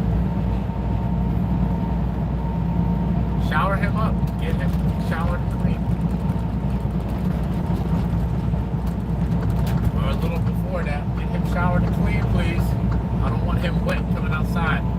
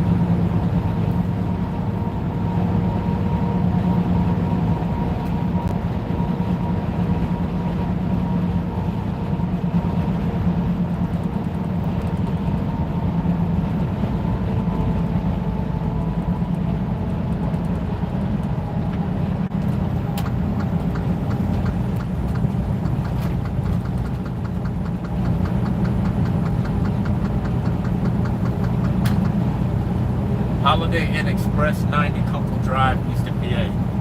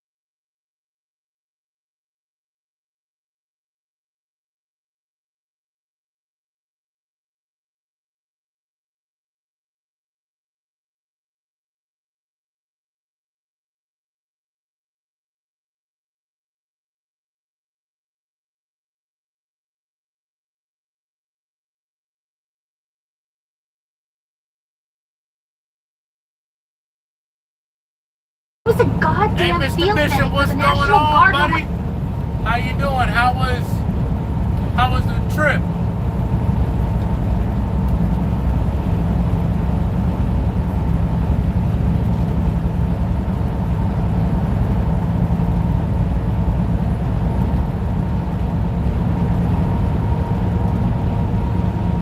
How's the weather there in Chicago today?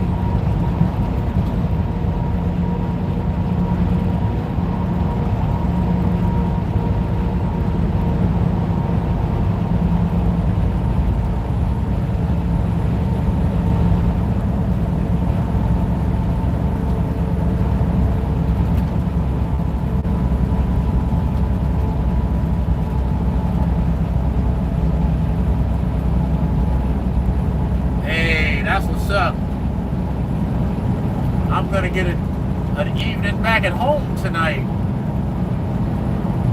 Finally, after like 2-3 weeks. I haven't been here about 3 weeks. Gonna have me a nice dinner and a nice breakfast tomorrow.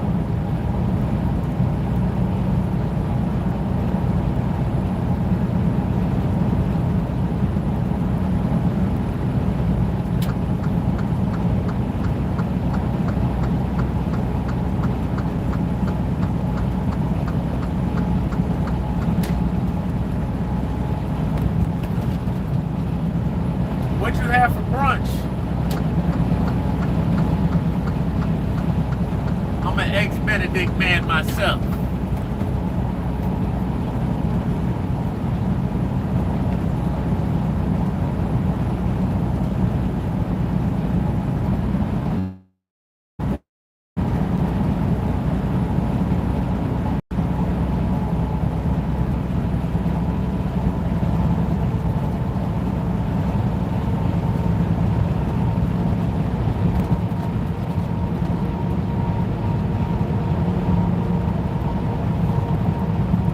I was in Atlanta yesterday. It was warm. It was like 50 degrees, but it was raining. We didn't have no sunshine though. It was just raining and wet and ugh. But it was nice out. I'm just happy I had warm weather.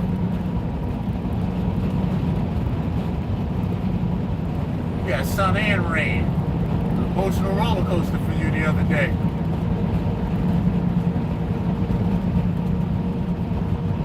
Ah, the farmer's skillet. That's a classic. Yes. Yes.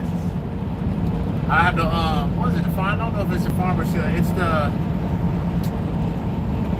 country boy breakfast at the Cracker Barrel. That's like a farmer's skillet. That's a husky meal. I'm a fan of everything breakfast.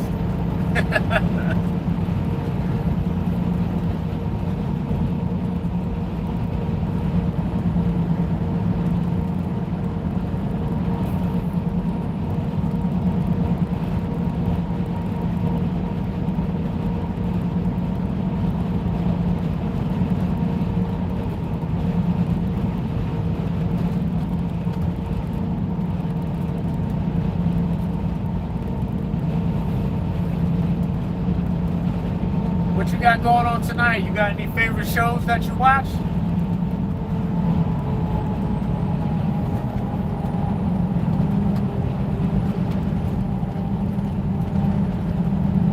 I just got done watching The Terror on Netflix about an 1847 voyage to the Arctic to try to find the pass-through. But the men got stranded in the ice. On a treacherous journey trying to walk back. Didn't go very well.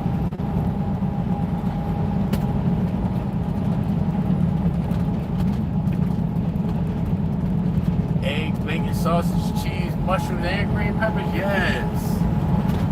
Yes. This morning I had some Denny's. I had 6 eggs, 4 turkey bacon. What did I have? 4 turkey? No, 6 eggs, 6 turkey bacon, and 2 pancakes. I was happy. I was happy. Almost had to pull over and take a nap though. It was a little much for the ride. But I powered through that.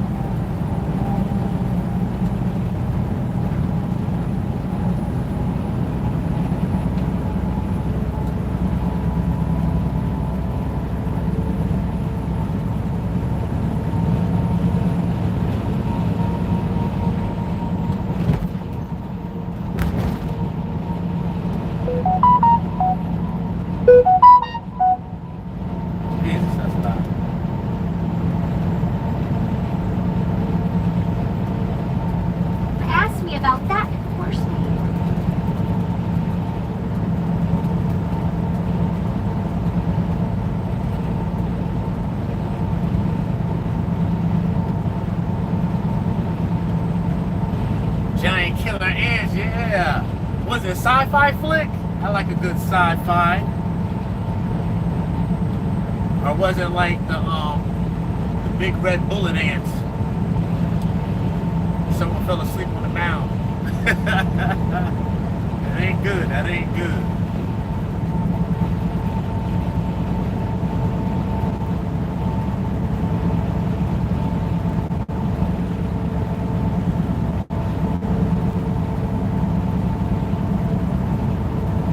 Yeah, science fiction. That's what's up. I like the sci-fi channel myself. You know what I seen? I seen the Guyver. That's an old throwback movie from like, I think it was like late 80s, early 90s, where he found this alien artifact and put it on his forehead, and all the things came out and turned him into like this bioweapon. He was like a ninja with an alien suit on. It was awesome.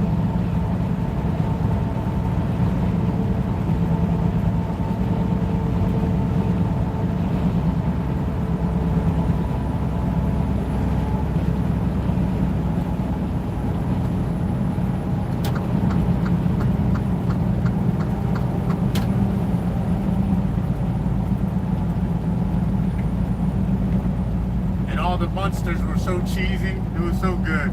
I loved it.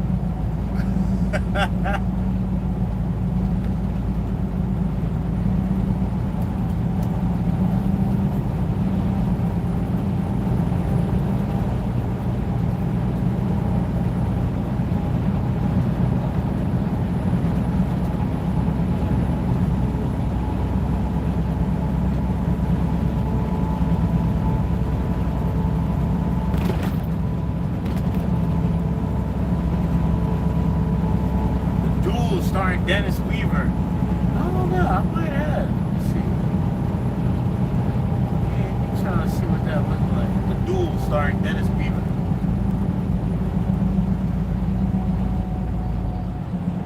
The Duel starring Dennis Weaver.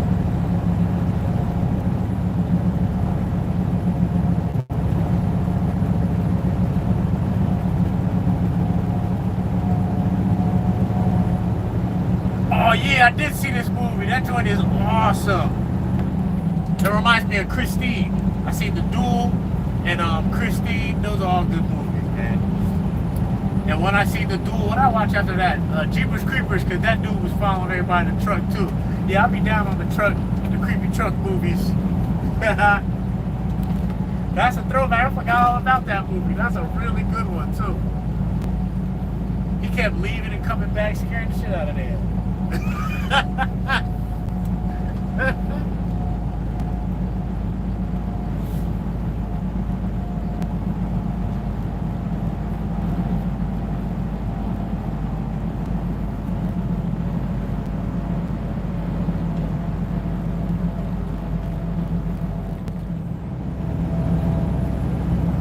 Yeah, that'd be good if they made a new one, a new version of that. Put Russell Crowe in it. He made a movie recently. What was the one with Russell Crowe? He made a movie recently where he was just a regular dude driving, and somebody beat at him real hard, and he lost his shit. And he terrorized this woman and this kid. And all she did was beep at him in traffic. And he rolled up to him. It was like, didn't you just mean to beep lightly? And then she cussed him out and flipped him off. And then he was like, all right. And then he went and tried to kill him. That was a good movie too. I gotta figure out what that movie's called.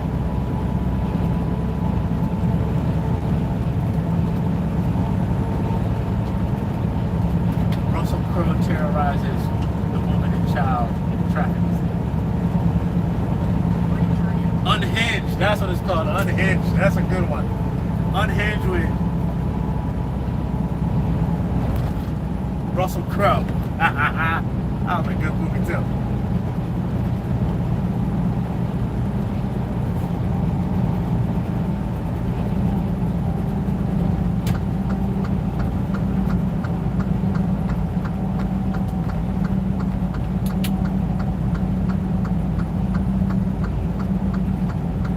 He sure did.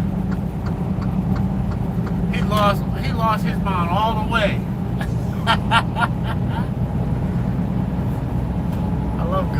like that.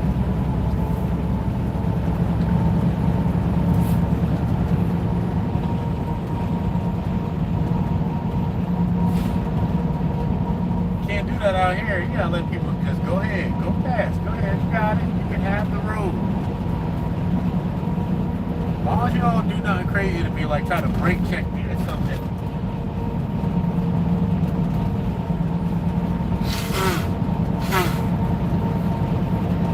I got cameras in this truck. If brake check me, they're gonna know. Might not get to that brake pedal fast enough. Be all up on your cheeks. I don't know why people want to play with 80,000 pounds of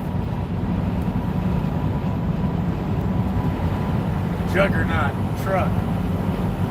Because it ain't stopping until it stops.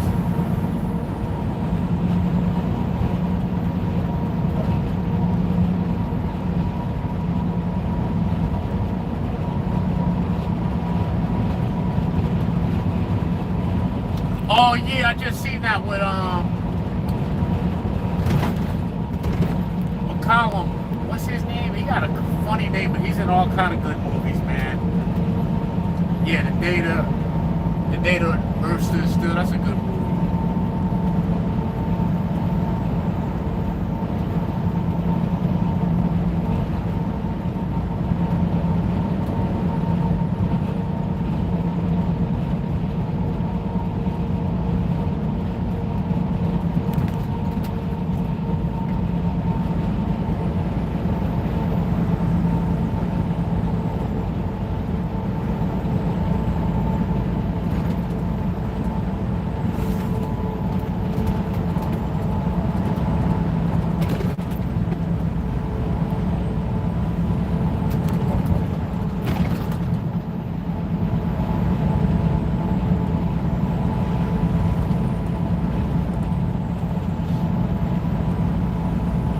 Science fiction flicks.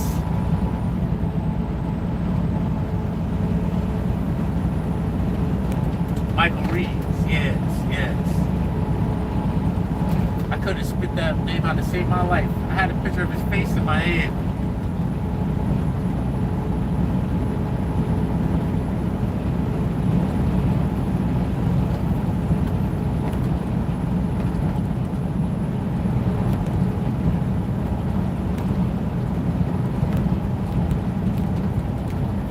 I'm gonna watch Will Ferrell tonight. Got a new movie on Prime Video for free with him and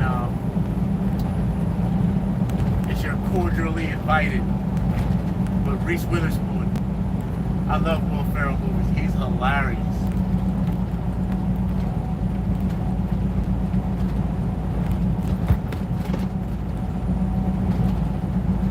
Him and Christopher Walken in in Saturday Night Live, where he was part of that band and he came out with the cowbell and that little shirt. That, oh my God, that was so funny.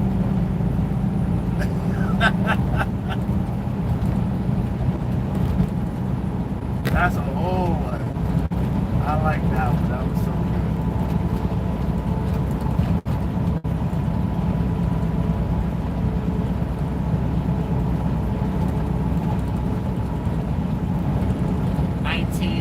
Peterbilt Conventional.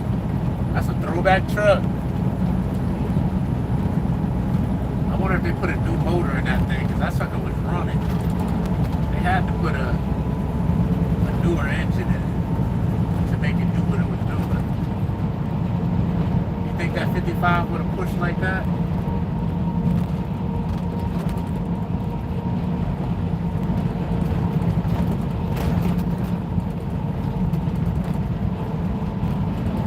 Right, 30 minutes from home. Wow, we get to get out this truck. Thank you, Jesus.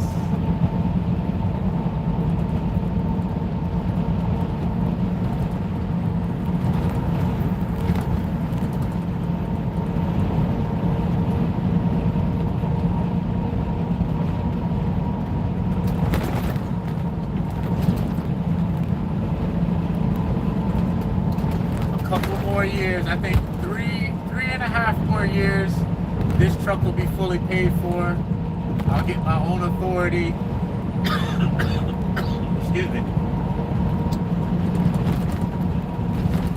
And then I can transition from working for myself to having an employee work for me. With a nice big trucking company.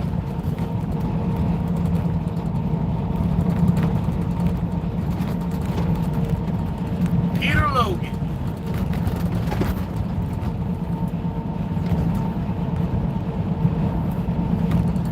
Oh, you know what else is a good movie? With Sylvester Stallone, the Over the Top. Have you seen Over the Top? I know you've seen Over the Top. That's a good one. Where he was an arm wrestler, driving a truck.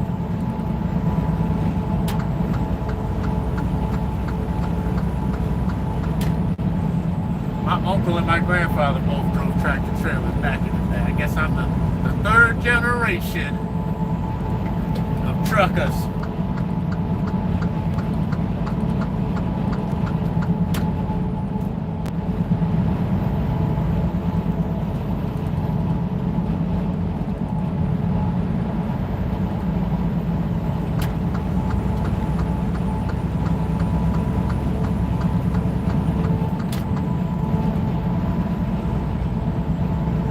Check that one out. That's a good one. With a young Sylvester Stallone.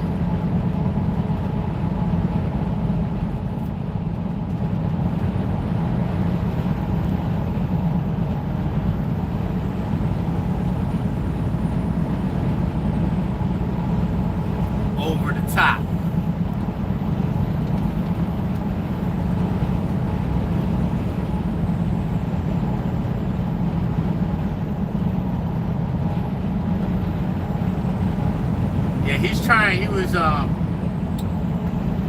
He has a truck, but he was trying to win this new truck by being a part of the arm wrestling circuit.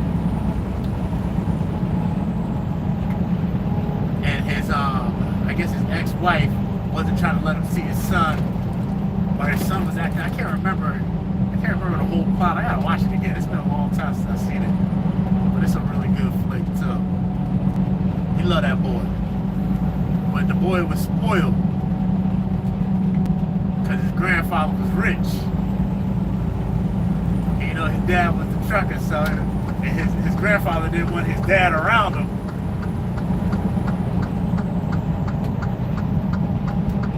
It was a good movie. You gotta check that one out.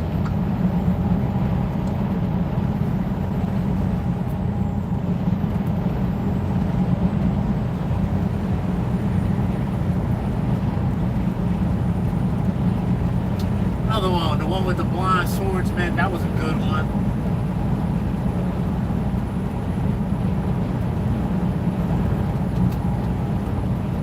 There's like, I think it'd be like 3 of those movies. I can't remember that guy's name. I used to watch it all the time when I was young. Alright, come on people, let me over, huh? Let me over. There we go, thank you, sir. Appreciate you letting me over. So I can get on this switch off.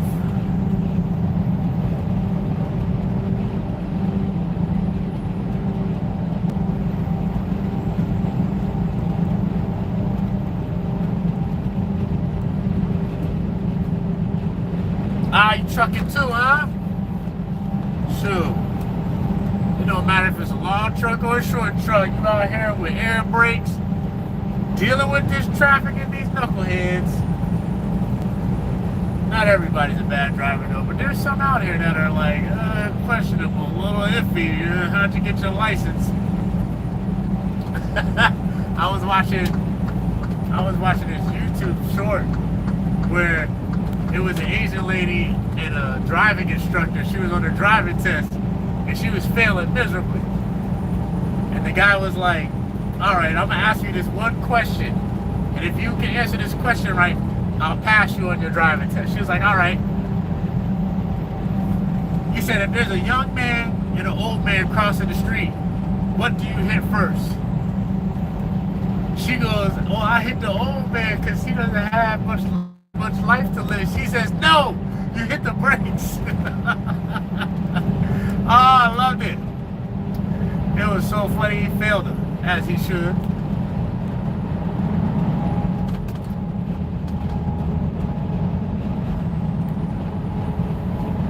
Gotta have the air brakes, baby. Make sure there ain't no water in them lines, because you ain't gonna stop in time. Matter of fact, I gotta get some additive for my fuel before I get too far up north. Before I get to Maine, so I don't get no water overnight, even though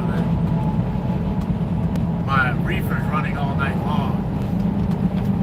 But if it gets water in the lines, it'll mess up everything.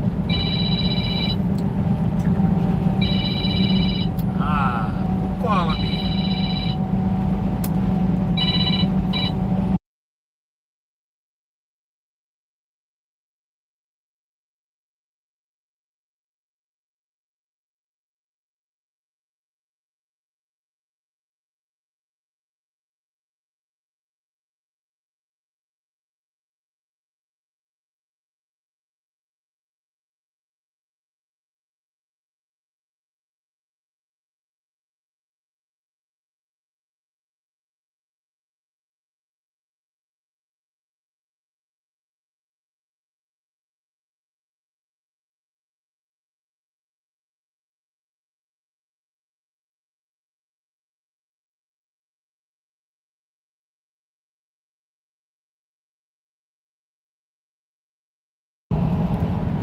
Yeah, that's the good old days when there was paper logs.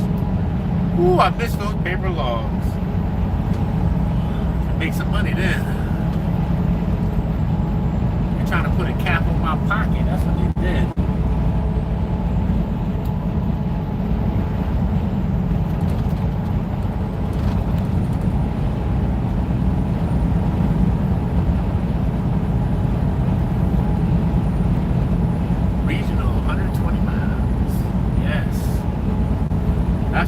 Every day. I used to run flatbed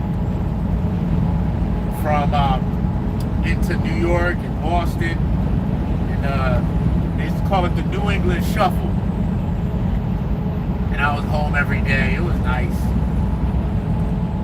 Pay was decent. That's when I was married. Those were the days. Now I am free.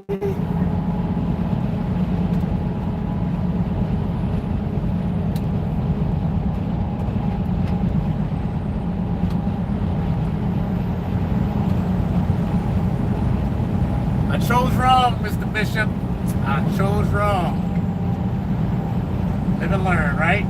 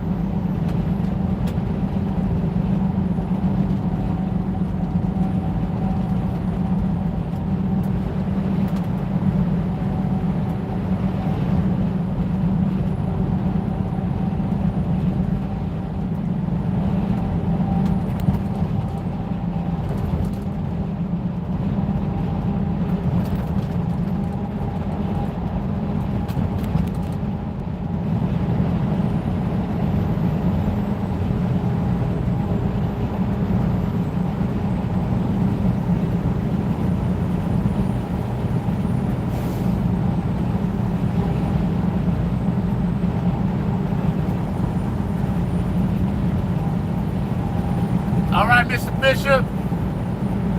Go ahead and get that grande latte. I'll be here, man. Talk to you later. Have a good day. Or have a good evening.